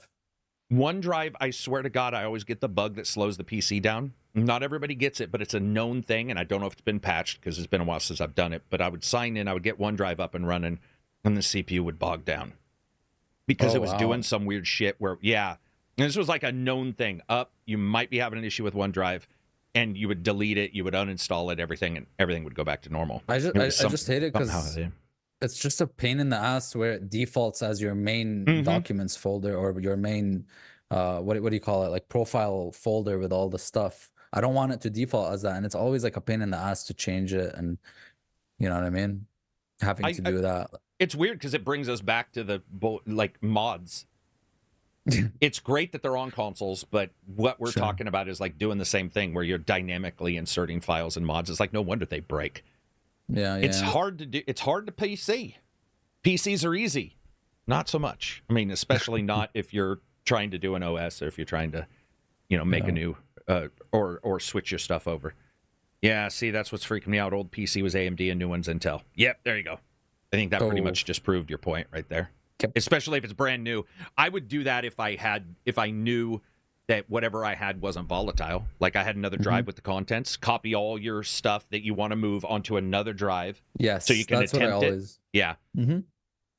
Yeah, it's the 2 condom approach. There's always a little extra risk mitigation there. Have you been happy with your PC? Very, very zero issues. Other than the first few, first month and a half, I had to change some BIOS stuff. I had to get it right. I undervolted my CPU a little bit, tiny bit. That seems to be a 0.3 thing or something. And it's been great. Honestly, I've had no issues. The only issues I've had are with like the games issues, like unoptimized or something. Never had freezes, shutdowns, crashes, or anything, thankfully. I think it's primal that only runs on a certain number of CPUs, and if there's too many cores, it just won't run. And so I have one PC that'll run it and one that won't. It won't start. And now it might be patched. I haven't patched in a long time, so it might be patched for that. But I'm surprised it could that's run. The big thing. I'm surprised my PC could run Fallout 3 and stuff. You mean without a ton of walkthroughs and get it? I think they removed that MS Live. Remember, it used to use what was the sign-in for Microsoft? It was like Microsoft Xbox Live, right? Oh, or it was something that would pop up. It was the old like Bethesda Net, or no, older. Oh man, it was called Windows Live. I think it was just called Windows Live. They tried to make it a thing for a while, and there were you could like it, and when it dropped, you couldn't even play the game because that sign-in was no longer there, and you were just screwed. It was almost like if Rockstar got rid of their launcher but doesn't take care of it, you would be screwed. That kind of thing popped up. Games for Windows Live, Dell says. Yes, there you go. Games for Windows Live. What a disaster that was, man. Yeah. What else do we got? Dude, you tweeted something before where it's like, what is do you regret? I think getting rid selling of an your item. old consoles or getting dude. And we talked about this. I think I talked with my family about this a couple days ago where it's like, oh man, I wish I had. And they said the same thing where it's like, oh, we wish we kept all your old stuff because my old like SNES, Xbox 360, and all that shit. And because I've had the feeling where it's like I'm playing Fallout 3 on PC, but I really, really, for some reason, just want to play it how I did before, where I just have the actual game and put it in my Xbox 360 and just game. I really envy people who were smart and kept all their consoles and shit. I donated all of them. Where you can say, "Oh my God, it's morally blah blah blah," but no, I wish I just kept them. Honestly. Yeah, I feel really good when I get rid of everything, but it takes me a while to do it. But I feel really good whenever we have a room where shit goes to, and when I clean it, it feels so good. Just boom, cleaning everything, removing everything. It feels sort of magical, and not items have weight. So you come into a room, it's the same thing. You see it, it's always the same. There's a familiarity to it. So sometimes walking into an empty thing, I'm like, wow, this is awesome. That's why I wish I wouldn't have got rid of the stuff. I wish I had a compressor of my past, like a magical packer, right? And I could, because it's about space and I don't want to rent a storage unit, but it's really somewhat like that, where it's like I don't have an issue holding it if it's somewhere else, but when it's in my house, I have to get rid of it. But I wish I had like a magical galaxy packer, where I could just be like, throw all the shit in there, close that up. Yep, and then I'll open that, a bag of holding from like D&D. Demolecularizes everything, and then it's like, oh, I want to see my old Xbox again. Just remolecularizes it in front of you. It's like, here you go. Yeah. SBZ says, can we talk about the new Titanfall movie starring J-Lo? Yeah, I brought this up about a week ago when that trailer dropped. I think it looks awesome. Yeah, she's in a. Wait, well, it's are not you serious? Titanfall. It's not Titanfall. It's not her Titanfall. doing It's a like Netflix original, I believe, but it looks really high quality. And yeah, she's going to be like, I don't think she's on purpose, the pilot. I think it's called Atlas. And I didn't even think she was still posted around. this a couple weeks ago when it first popped, a month ago. But it looks good. But it looks like she's accidentally the pilot. Does that make sense? It doesn't look like she's the pilot because she doesn't know how to use the systems. I think it's like sort of like she trying to escape or something. But yeah, right. Yeah, I think it looks awesome. Special effects look really good, and it's got a Titanfall feel to it with the protect the pilot protocol kind of thing. It's got a very protect the pilot. Running on walls? Is she running on walls with her? I haven't seen any running on walls. Haven't seen that, but there is a landing process that she goes through at the starting of the trailer I saw. People brought it up today and yesterday, so I'm assuming there's a new one. But the trailer I saw looked sweet as hell, and that's why we thought it was Mech Warrior, because of Atlas being in the name. I was like, oh, this Oh, might be a Mech Warrior one, but it's not. But she's like getting ready to hit the ground, and the machine's warning her to wake up, and she's like knocked out trying to get everything, and it like right at the J-Lo, last dude. second. I know. But J-Lo.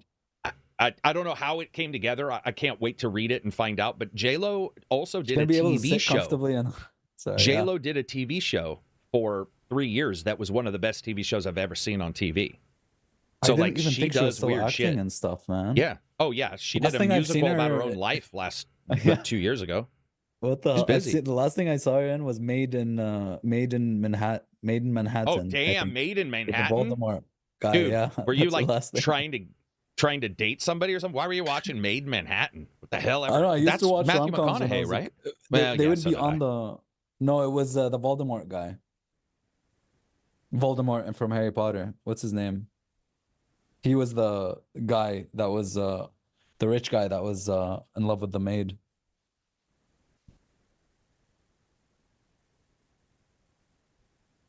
Ralph Fiennes? Yes, is that him? Whoever Voldemort is, that's him. Because I remember when, I'd watch Harry Potter and it was Voldemort, and then afterwards in the credits, I'm like, oh my God, it's the guy from You're right. Made in Manhattan. Just straight up, I wasn't believing you. I take it back. I was not believing you because he looked so much older now than he did then. And I straight up was like, he must be thinking it's Matthew McConaughey or somebody else. You were Yeah. absolutely right. It is him. Wow. There was Wow. just a lot of rom-coms, on the channels I'd watch, like there was a Matthew McConaughey one, and the Lies or whatever, the 10 Lies or 10 How to Lose a Guy in 10 Days. I used to watch that a lot, and 50 First Dates with Adam Sandler, used to always pop up. Yeah, I'll leave So- if something's on TV. I'll leave it on TV. I don't have. Yeah, I don't have too much. sadly, I may not search it yeah. out. I wish, You- I don't know, you don't man. have I what? miss that aspect. I mean, I guess we do have cable, but I just never. Oh, I you don't do never that channel anymore. surf? Yeah, nobody Yeah, channel it's just, surfs. there's Do you know nobody, why? yeah, Because I it doesn't I feel like miss it. channel surfing. It feels like streaming surfing, which feels distinctly leggy. You can't Yeah. instantly remember channel. Your Yeah, dad yeah, and just would be going like, and he would just And and find you'd see something shit cool. flash up because it'd be instant. It'd be like, Yeah, yeah, oh, he yeah. found MASH. Now you're all, bung, and it pops Yeah, up. And yeah, by yeah. that point, even me, I'm all screw this. I'm messing with it. I'm not going to sit there and do that. Enough with J-Lo was one of the worst, most insulting films about domestic violence I've ever seen. One of the Damn. worst, most insulting. Enough. I was personally insulted. I haven't seen it. I have no clue. I don't Enough even know means what that enough. would mean. Enough means enough. Maybe she just, I don't know, like killed the person. She gets naked that in wouldn't Money be Train. insulting. Hold up. No, I'm just kidding. What's Money Train? I don't know. I heard about that. Money Train. It's not the. See, that's the thing. There were all these 1980s kind of things that you see J-Lo in 1990s. The fact is she's got a massive, weirdly enough, body of work, which sounds a little sexual, but she's got a huge amount of work she's done. It's crazy. She is. Yeah. I mean, there is a lot of shit. I will look on. I don't just be like, what, she did this? I found that TV show. It was with Ray Liotta not right before he passed away, but she played a corrupt cop. And it's fantastic. It's what I mean. She played a going corrupt cop. So her boss was corrupt, and she was like getting there. And dude, it was amazing TV show, which I just never thought I'd say out loud. But there you go. Damn. Let's see. My dad would always change the channel during commercials. Money Train was Wesley Snipes and Woody Harrelson. Thank you. Okay, that's what I thought it was, but I assumed I was just incorrect on that. So that is Money Train. All right. Hmm. Oregon Fresh says, I need to know the exact moment this happens for research. Yes, for I don't know what research. he's talking about. Bullet Train. The nude mod, not J-Lo? the mod, not J-Lo nude. Yeah. I wonder. I assume they all have body doubles now. Butt doubles. Butt double. Mhm. Yeah, if they're not comfortable too. I would. I mean, even if I was like Yeah, I would. jacked as shit and like Brad Pitt, I probably wouldn't. Yeah, the idea of Yeah. that many people, also because can't- it's always sounds uncomfortable when you hear behind the scenes. Sounds Yeah. terrible. And I can never date or marry someone who like kisses other people on Yeah, an oh, it's a actor. job. Yep. I don't Yep. I can't do that. I don't That know how brought- they do it, but That got brought up. I was watching because I do like TV shows, sci-fi stuff that has a little romantic, like the two characters are trying to, are they going to date? That does appeal to me. I like watching those. Chuck, there was an episode of Chuck where she fake broke up with him and she cried. And I looked at my wife and I said, anybody who can cry that easily, that's exactly why you would never want to date. Oh my God, honey, I need to do 50 Shades of Grey. I'll be right back. I'm just going to work. And I'm just gonna go. You believe real. them? Oh, it'll never happen again. Some people are good emotional fakers. It's like that Chandler's girlfriend. Chandler's Spoilers, girlfriend she cheats on him. Chandler's from Friends, yeah. Damn, that was 7 degrees from sun. Rest in peace. That was, bro, man. I was over here. Chandler. I was like, I don't even know how you got there. You're talking Chandler about from Mr. Beast. You're talking about his actor girlfriend who ended up yeah. Oh no, you're not talking about who I thought you were talking about. The first girlfriend he had. Yeah, the short-haired girl. Yeah. And banged Joey too, right? It was banged Joey, cheated on Joey with him, and then cheated on him with the other. Yeah. Let's see. Sailor Mercury says that movie with Mark Antony about the Puerto Rican singer is the last one I remember. J-Lo's 54 years old. She's older than my mom. Well, tell your mom to pick things up. Be like, dude, J-Lo's older than you. Pick things up, mom. You're looking rough. J-Lo, look at J-Lo. You're looking. Don't tell that to you. Don't say that to your mom. Will says, "What's your thought on Fallout as a show?" I think it's good, man. Like I liked it. You're done. I liked it. Done. What? You're done with Fallout? What do you mean? No, I liked it a lot. I mean, done, complete.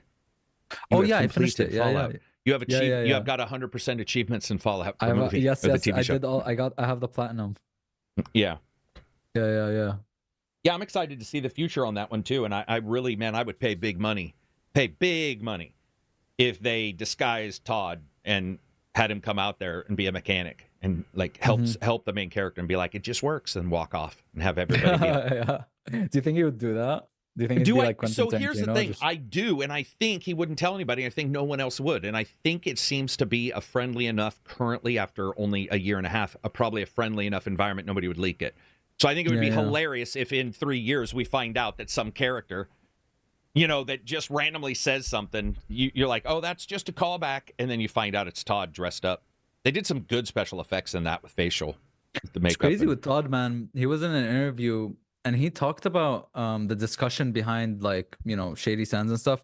But he talked about it, and I'm like, damn, you read Twitter, you read Reddit, So I was like, the next thing that popped into my head was like, oh man, I'm so sorry. I had to, like Starfield, man, and just oh man, you were so excited about it, but like you're reading all this stuff, It's not only that, I was very like, surprised. Yeah. Or if you say, I remember one time saying something, I told somebody, I'm like, oh, I'm not worried. This lead of a company, I'm sure they don't watch it. They don't care if I don't like something. They're all, oh no, they do watch, and I was all, but.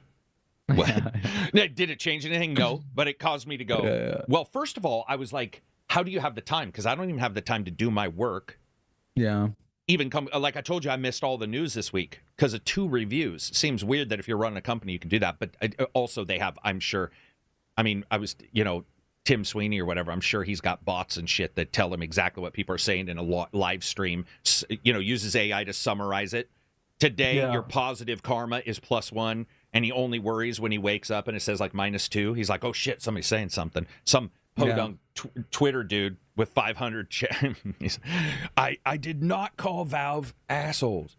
It was pointless for Todd Howard to address it because the new Vegas fanboys don't care. They're still angry. They're angry about everything Fallout that ever comes out. And there's nothing pointless because Abzy just pointed out it's not pointless. Even just coming around saying, ooh, that person does follow stuff is a point. Yeah, because it's a nice lot of people to know somebody is tracking. Yeah, because a lot of people had the idea that, oh my God, Todd Howard hates New Vegas and hates Obsidian, and they want to retcon it so bad, and oh my God, and it's just not the case. So even if it is, smart businessman, you're all owned by the same company. You're not going to sit there and be like, hey, listen, man. Shaq and what's his name? Kobe did that at times. Kobe being like, hey, Shaq, if you lost some weight, we would have won more championships. But they were, it's like that's a different thing than multiple companies. At some point, you bury the hatchet, even if it's just publicly. I mean, Christ. And dude, like, no matter if you're not obviously the day before or whatever, but no matter how much, a game comes out and it's probably not the best, it's broken in a lot of ways, and no matter how much you think you'd been cheated on by the dev, and obviously you have every right to feel like that. I just it's still like, it's like, okay, these devs obviously want their game to be good, and they're obviously kind of excited for it or whatever, even though they fucked up. I still get like, I still feel bad for them, I still feel bad. There is a part of me where it's like, I know you should have made your game better, but like reading all those comments must have, imagine that day, where it's just your game is out and you're just reading comments and it's just negative after negative after negative, and maybe you've seen it come, you saw it coming, but still, it's just, I get that little, maybe I'm too empathetic. No, I mean, we don't know his everybody's different, it may not. I mean, sure, it bothers somebody, but also he's had lack of success. Depends on who's even telling you, and if you have a yes group around you to help you, if you care about that stuff. I've seen people that are not. You could be like, you're the worst person in the world. You murdered somebody, and they're like, well, whatever. You never know. I don't worry too much about how those people are handling it, other than that. Hopefully they know that a product you can still love your product even if it's a piece of shit now. And as somebody who has examples of terrible product on the market, including myself, I have a timeline of imperfections as a YouTuber. It starts at shit, and if you're a good YouTuber, you think your last video is shit. And that is exactly how you work. I don't have imposter syndrome. Good creator, but right? I'm very open to the fact that when I just listened a couple days ago to one of my reviews, I was like, but the competition was at that level too. So it wasn't, but I was sitting there going, wowza, damn, son, what the, he's probably like that, where it's like, this is what I could do with this is what I could make with what I had. And this is what I tried to make, and I thought it was a good idea. I got to say, man, like, we always want to be like, oh, everybody gets a medal, or maybe you'll do it next time. Maybe you won't do it next time. Maybe it's impossible to do it next time. But the fact that you did try to do it does mean something. It just doesn't mean an award, because you hear the participation award things. It doesn't mean you get second game of the year. We don't do that. That'd be fucking weird to be like, game of the year is blah, blah, blah. Second game of the year. No, that's not what happens. But it is, I mean, almost every game I've played, the fact that I was bootable and playable till the end of the review meant something was going on. Because I've played other games that are not bootable and playable to the end of the game. So it's like, I mean, even if a game is like really good, or you created something really good, I feel like, let's say 90% of the comments are really good, you're gonna fixate on the negative ones. You know what I mean? You're gonna look at one or two and be like, and it's gonna affect you in some way. You know what I mean? Even I think, or maybe it's the minority thing, where, let's say if it's a lot of negative and it's like shitty, the few positive ones are gonna make an impact. I don't know. Maybe people are wired differently. Dude, there are some, you get a Goggins who's like, go hard, and he's way over the top, and it's stupid because some people think that's the way they should live, and then it ruins everything, and they can't figure it out. But yeah, you definitely, the thing is a lot of people shut it off, and then where do you get it? So, like, let's say you do shut it off, but that person who gives you let's say somebody hammers you, and everybody else is saying positive stuff, and somebody hammers you, and you look at it, and this has happened, I can't tell you how many times in real life outside of YouTube, even just removing that, saying as a creator of something, a book, writing, and you look at it and you're like, oh no, all those other people, it's not that they were saying good stuff for no reason, it's that their level of expectation was different. And then you can say, is the other person's level of expectation where I actually want to be? If it's not, I have no issue with that. If they're lying, it's like a layer of pressure. Yeah, and if you can be smart and go, this guy just called me an ass, or called me a name, or told me I was ugly, or whatever, who gives a fuck? Like, that means nothing. But if they're saying, I'm trying to think, if they're saying you missed something that hits home, something, and you look at it and you're like, oh, everybody else is fine because they're accustomed to that. This person said I missed something. It's like, oh, maybe I did. Maybe I could add that. But the problem is people read it and then they like sit and stew. And I've had people even contact me who are sitting and stewing on something. And then I'll go read it. And I'll be all, you need to sleep on that, because a lot of times, man, you sleep on something. You wake up at 3 a.m. to take a piss, and you think about what made you mad the day before. And I can tell you, I can never reconnect to it ever. It'll be 3 a.m. and I'll be all, yeah, the boss said something, blah blah blah. And I'll be like, It's crazy why too was I because mad? that day, yeah, it's like your whole life is It's like your whole crushing. life. It's like, Yeah. oh my God, like what the fuck? I'm the worst person in the It's the world. I human can't believe it. brain trying to warn you about the fucking wind in the bushes and that there might be a tiger. And so you're God damn it. focusing on it, and you have to go to sleep to reset everything. That's why I go to sleep early on bad days. A lot of times That's a good they idea. don't happen as often, but there'll be times where, especially at my last job, I knew it was just going to sit with me, and I'll be like, you know what? Why stay up, get and try to fix it? I'll just go to sleep and I'll think about it tomorrow. And it is weird, just like a boss in a video game.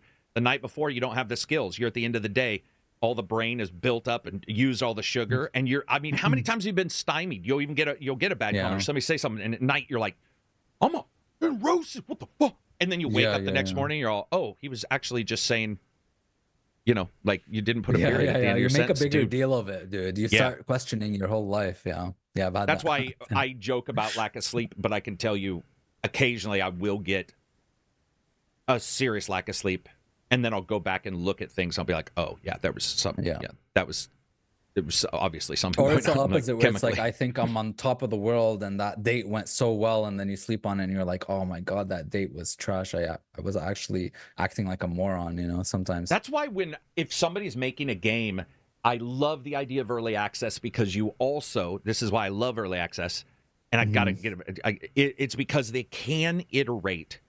If I was expected to do YouTube videos and cover everything at a technical level day one, I would have buried my head in a hole and never showed up. I would have been like, you. Like, that's like saying, Usain Bolt's racing today. Carrick, you got to beat him or you can't continue. I'd be like, but I'm not showing up. But yeah, you'd never. You never. But with early access, one nice thing is you can straight up just say, this is not done at all. Not even close to done. Ignore the bullshit. We're going to work together. But that's collaborate. I don't like that. But say, this is not done. With your help and maybe some input or what have you, we're going to build a game. I do like that, because then they can iterate on a patch, or, they can be like, hey, we've tried this. What do you guys think? The only thing I don't want is... tangibly see, like, the you can influence. Tangibly... Yeah. And then, see, I hate early access, but then I really love the ability of somebody to not get hammered. Like, I can You like it for admit that. selfish reasons? I hate early access for selfish reasons. I don't hate it because it's a bad thing. It obviously can be really, really good, can be somewhat bad, but I personally don't like it for selfish reasons. Because I don't want to burn myself out, and I want a finished game, and that's just me. That's 100% selfish, and I can see the larger picture helping a lot of devs for sure. Isn't that a selfish reason to not like early access for? Come on. There's nothing selfish about wanting a completed product. No, I mean, but you're like, getting into donation kind of thing almost, where you're feeling bad because you don't donate. But if you're not murdering anybody, you should also feel pretty okay with yourself. There's nothing wrong with you wanting a complete product, and you've already stated multiple times what damaged products you've had. So at least you have had examples of attempting it, and it hasn't worked out, right? So to me, I don't think it's selfish at all for you saying you don't like early access. You can obviously still say things are good. The reason why I would say you were selfish is if you went out and tried to actively stymie those. Okay, sure. If you took action towards, like, so let's say in a podcast, if you're all, my name is Abzi, come watch my video tonight on the reason why you should never early access. I think that would be certainly selfish. You know what I mean? That's right. Like, because you're not really taking anything. You're just simply saying, I've experienced, and my experience is poor, and I'm not going to do it. That's not, I don't think that's selfish. Dude, sometimes I would literally, like, if I see tangible upgrades and things are going well, and I'm really excited and stuff, sometimes I buy it and I just don't launch it until release, and support. Yeah. Sometimes I do that. But I'm trying to redeem myself. I don't think I've done that. I've done it on accident, I bet. Because I've certainly bought games on Steam on and accident forgot. with Pal World, apparently. Well, not accident, but I bought it and I just never played it. You own Pal World? Yeah. Yeah, I've never played it, though. That's... Do you remember buying Pal World? Yeah, because I was like looking at Twitter, I think, or something, and I was like, oh, Pal World. I was like, okay, fine. And then I just clicked the buy button, and then I never launched it. I'm pretty sure I installed it too, but I don't know if it's still installed, but I just never really launched it. I've definitely done it. It's not installed. Ono Maru says, I feel really bad for Team Ninja, Team Ninja's devs too. I think they read Reddit because in one of the interviews they said they felt really bad about people calling Neo 2 a Neo 1.5. I've never heard that, but Neo 2 is really awesome. Neo 2, I love Neo 2 so much, dude. Oh I guess that really goes down hand in hand with what you said about who do you care if they're saying anything? Like, do you care on what this person is saying? I like the Fallout TV show, but honestly don't think it would appeal to people who aren't into gaming. I've found a lot of people who aren't into gaming into Fallout, but I don't think it's going to make them a gamer. True. Yeah, but I have friends that aren't gamers that love the show. Yeah, it's just a big show. Yeah. It's a very us unique getting world. together, wouldn't you say that most of the people you probably talk to may not even be Fallout fans? They might be gaming fans, but at least a lot of people I know are not Fallout fans who love the show, and then a lot are not gaming or Fallout fans who like the show. Same thing happened with Last of Us. Yeah. It did. That's true. Like, dude, I was on a date 2 days ago or something, and she mentioned The Last of Us, and she had no idea about games at all. You know what I mean? And was just saying, have you seen The Last of Us? No, we were talking about what we would like do in a zombie apocalypse and stuff, and then she made like a pun on The Last of Us, and I was like, wow, you know, The Last of it's weird, like seeing all these nerdy things, or like gaming is like a nerdy, like seeing that like seep into the world now because of the adaptations and shit. To me, it is exactly the way it should be because I lived through seeing their shit-ass adaptations in my games. I got to live through their crappy Cheetah or 7-Up cool spot games. So to me, it's like I'm happy because now our shit's in your face. And luckily, a couple have been really good. Halo, not so much, but the other's been really good. Yeah. But how many times have we, when I was a kid, if Acclaim was on the title, I was like, fuck. Yeah, movie games. Oh Hook. my God. Hook was like, what in the shit is this? They're so bad.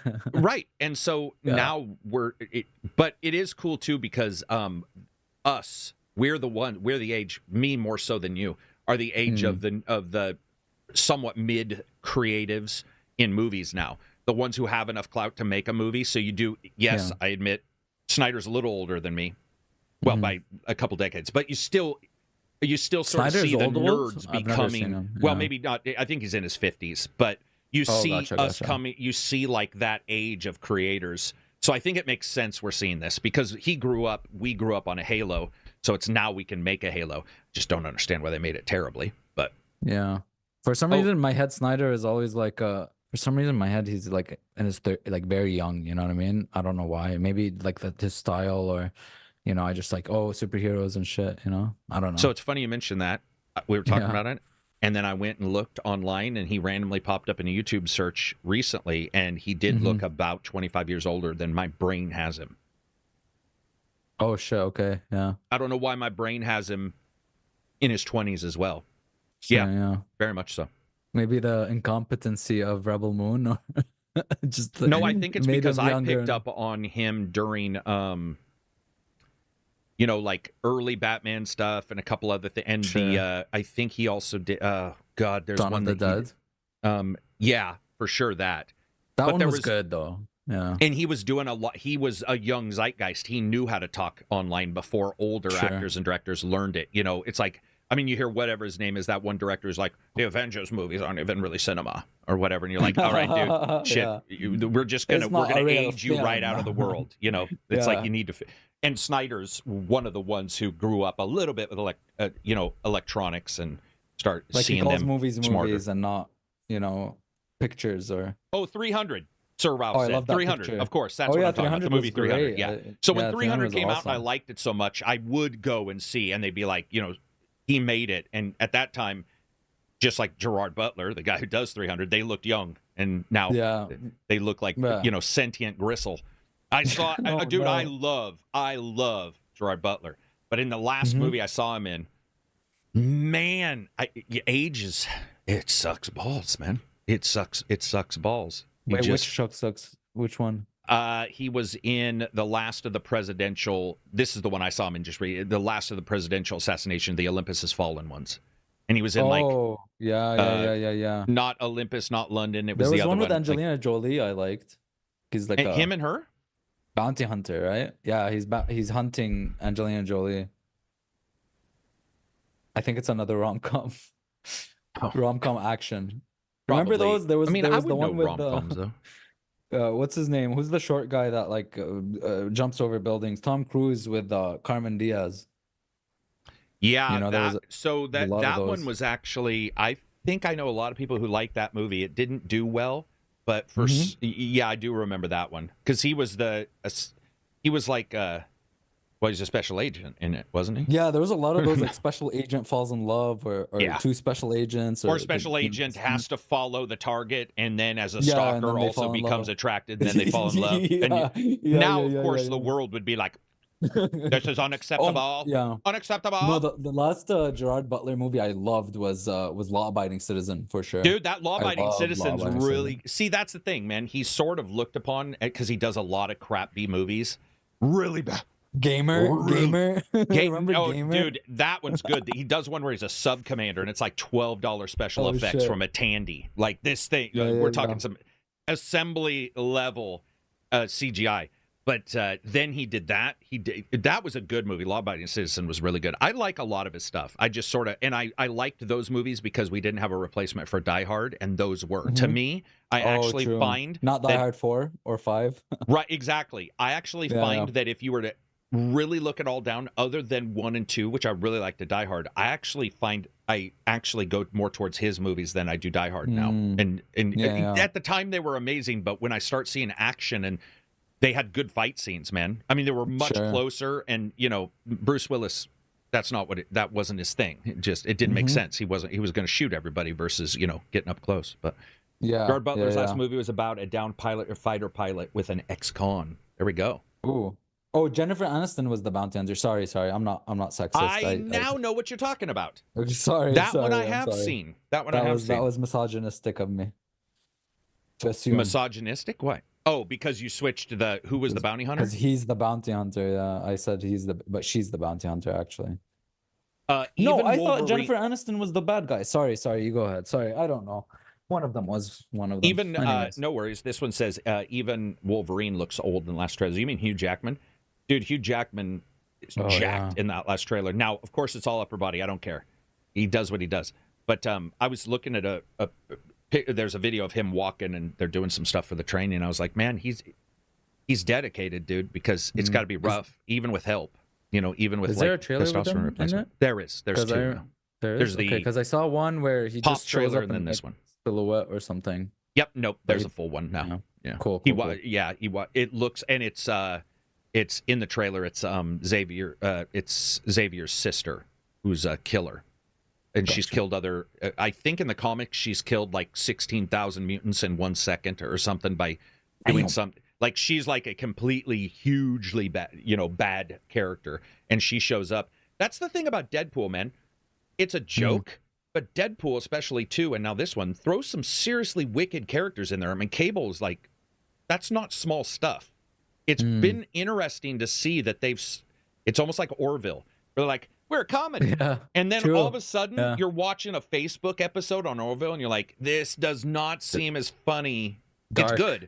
Yeah, but it's and I think that Ryan Reynolds, was born to fucking play that guy. I mean, come on. Yeah. Like he was born, he came out of his mom, doing one-liners like Deadpool. What a perfect, that's a perfect casting, man. Both of those guys are good. I want to see it bad. And Monica Baccarin's in it. She is. Yep. Is he She's stunningly is the guy from Silicon Valley still there? No, wait. Is that that was or Green Lantern? That was Green the guy, Lantern. the Alaric Blackman. Okay, that was Green Lantern. Because what you're talking about is his taxi cab friend. Is that who you're talking about? Because I don't think that it was Deadpool. He's like the chubbier. No, that guy's gone. That guy's. He's been causing issues in sets, he's right? not in. He's definitely not in. I really liked him in. Was it 2 when they were? Yeah. No, it was 1 when he shows up at the bar and he's talking about how his face looks and stuff, and I thought that was really funny. He was some really good lines in that. Let's see. Gerard was the bounty hunter. Jennifer Aniston was the actress, though, not Angelina Jolie. That's what he's saying. No, I was talking about Jennifer Aniston. Didn't I say Jennifer Aniston? You did not. I was thinking. You said Angelina Jolie, which is what confused me. I thought I was thinking of Jennifer. I was thinking of the girl from Friends. I was thinking of Jennifer Aniston. Yeah, that's who I was thinking about. Nothing wrong with thinking about her. Oh yeah, that's for sure. Is she still hot? She's still hot, isn't she?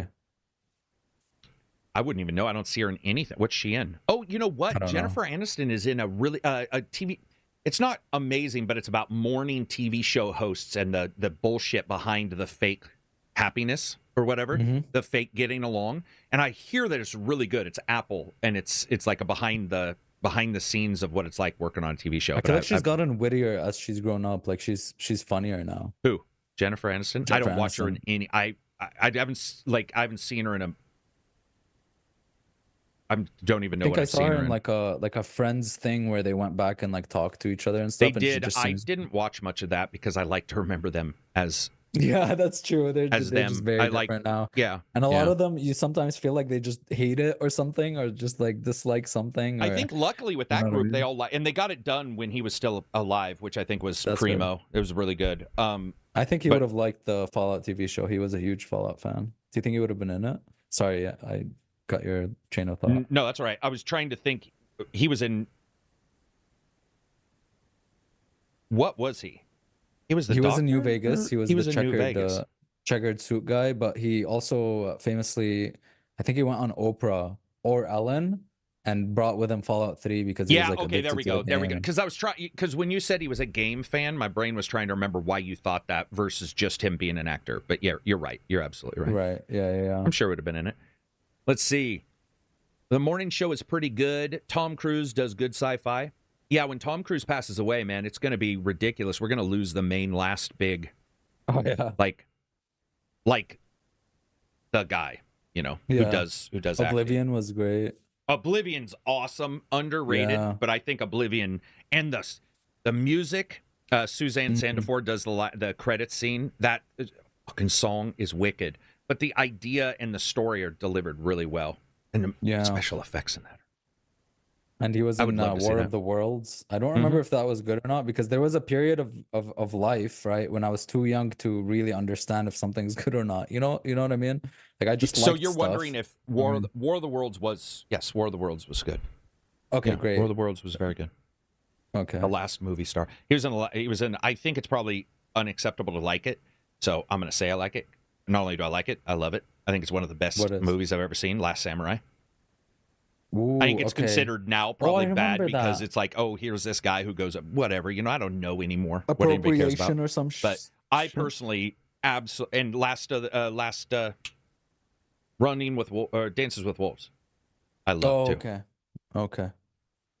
Let's see. War of the World was good, but not great.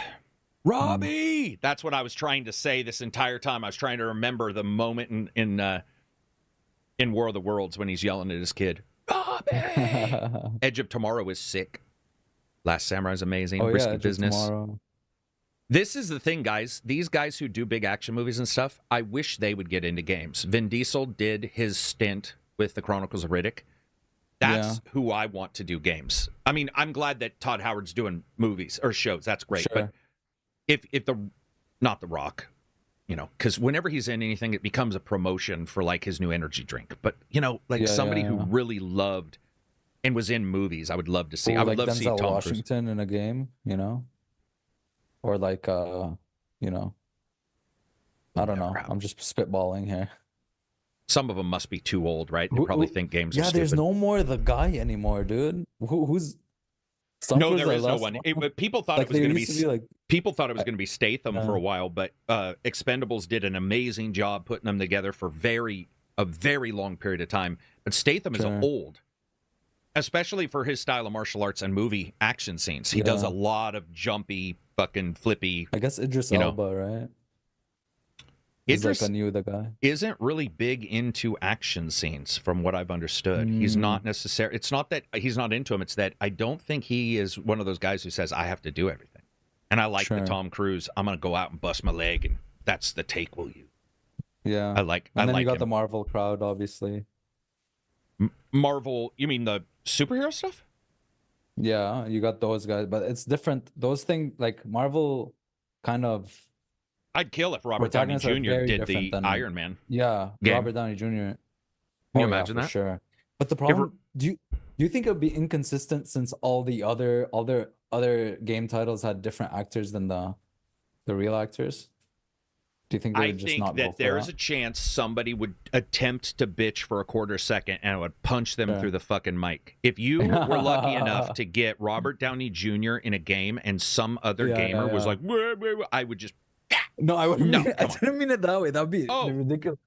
That'd be ridiculous. No, I meant like, do you think that like not it would be inconsistent? Like it wouldn't. Like there's a reason they're not getting those actors, and I guess it's money. But maybe they just don't. They all just don't want to do it, or because I feel like there's a lot of money in games now. I mean, there's a lot of money in games, but actors like Robert Downey Jr. do a lot of independent stuff. I don't think you would have any problem being in games. Yeah. I think it's that games are delivered in a weird way. They're audio, nobody there. It's probably the same thing that happens with the audio or with cartoons, where you always hear somebody saying, John Goodman just did a 2-hour interview where he was talking about how difficult it was to do Monsters, Inc. Because he couldn't understand how to get his voice to do things without doing it, which is what he's supposed to do. But he didn't know that. He was just like, I don't really know how to get my voice where it needs to be to match Billy Crystal's voice, who is the other actor. And then also, is that person there or not? Because you see that sometimes where sometimes you'll find out, you'll think they had to have been there, and you'll find out they were in other parts of the world. And then other times they are in the same booth. I don't know. I think it would be awesome to see him give an attempt. I also wish Harrison Ford had done Indiana Jones, but I do think that Troy Baker did a really passable job on what I've heard. So if you want to use a fake voice, I would have loved Anthony Gruber to get the Indiana Jones slot. Because he didn't make a killer Harrison Ford impression. I swear to God, it's him. Like, dude, he sounds like Harrison Ford. There's no even extra, like, warble or anything. It's just like, dude, is that Harrison Ford? Is that Tom Cruise? Yeah, that would be, I would love to see Robert Downey Jr. get Iron Man. That would be incredible. Yeah, for sure. So, like, they get a trailer and it flips up and he's like, I'm Iron Man, and the Iron Maiden music comes on. Or what was that? Ozzy Osbourne, right? Was that I am Iron Man? That's Ozzy Osbourne, isn't it? Maybe. The music that starts at the starting of Iron Man when he says I'm Iron Man. Music, it doesn't flip up. Sorry, it's Robert Downey Jr. and then it goes to the blueprints and it's playing. It's Ozzy Osbourne. Yeah, it's Ozzy. Okay, I was right. Okay. Yeah, I would like to see him as Iron Man. Yeah, that would be awesome. And I would like to see what's his name as Wolverine. What's his name? Oh, you mean Hugh Jackman show up? That would be fun because he does singing and stuff. He's into acting stuff. It'd be great if somebody could get him to do it. Yeah, that would be awesome. Well, that'll be it for us. I gotta go and feed these dogs and take care of my shit. You guys will see another review from me probably tomorrow if I can get through the editing tonight. If you get a chance, check out the podcast, check out the Discord. Jump in. It helps out the channel, especially now that the March algorithm seems to have fucked everything up. But if you can't, have a good Wednesday, and we will talk to you on Friday. Peace out, everybody. Don't die. Be better people.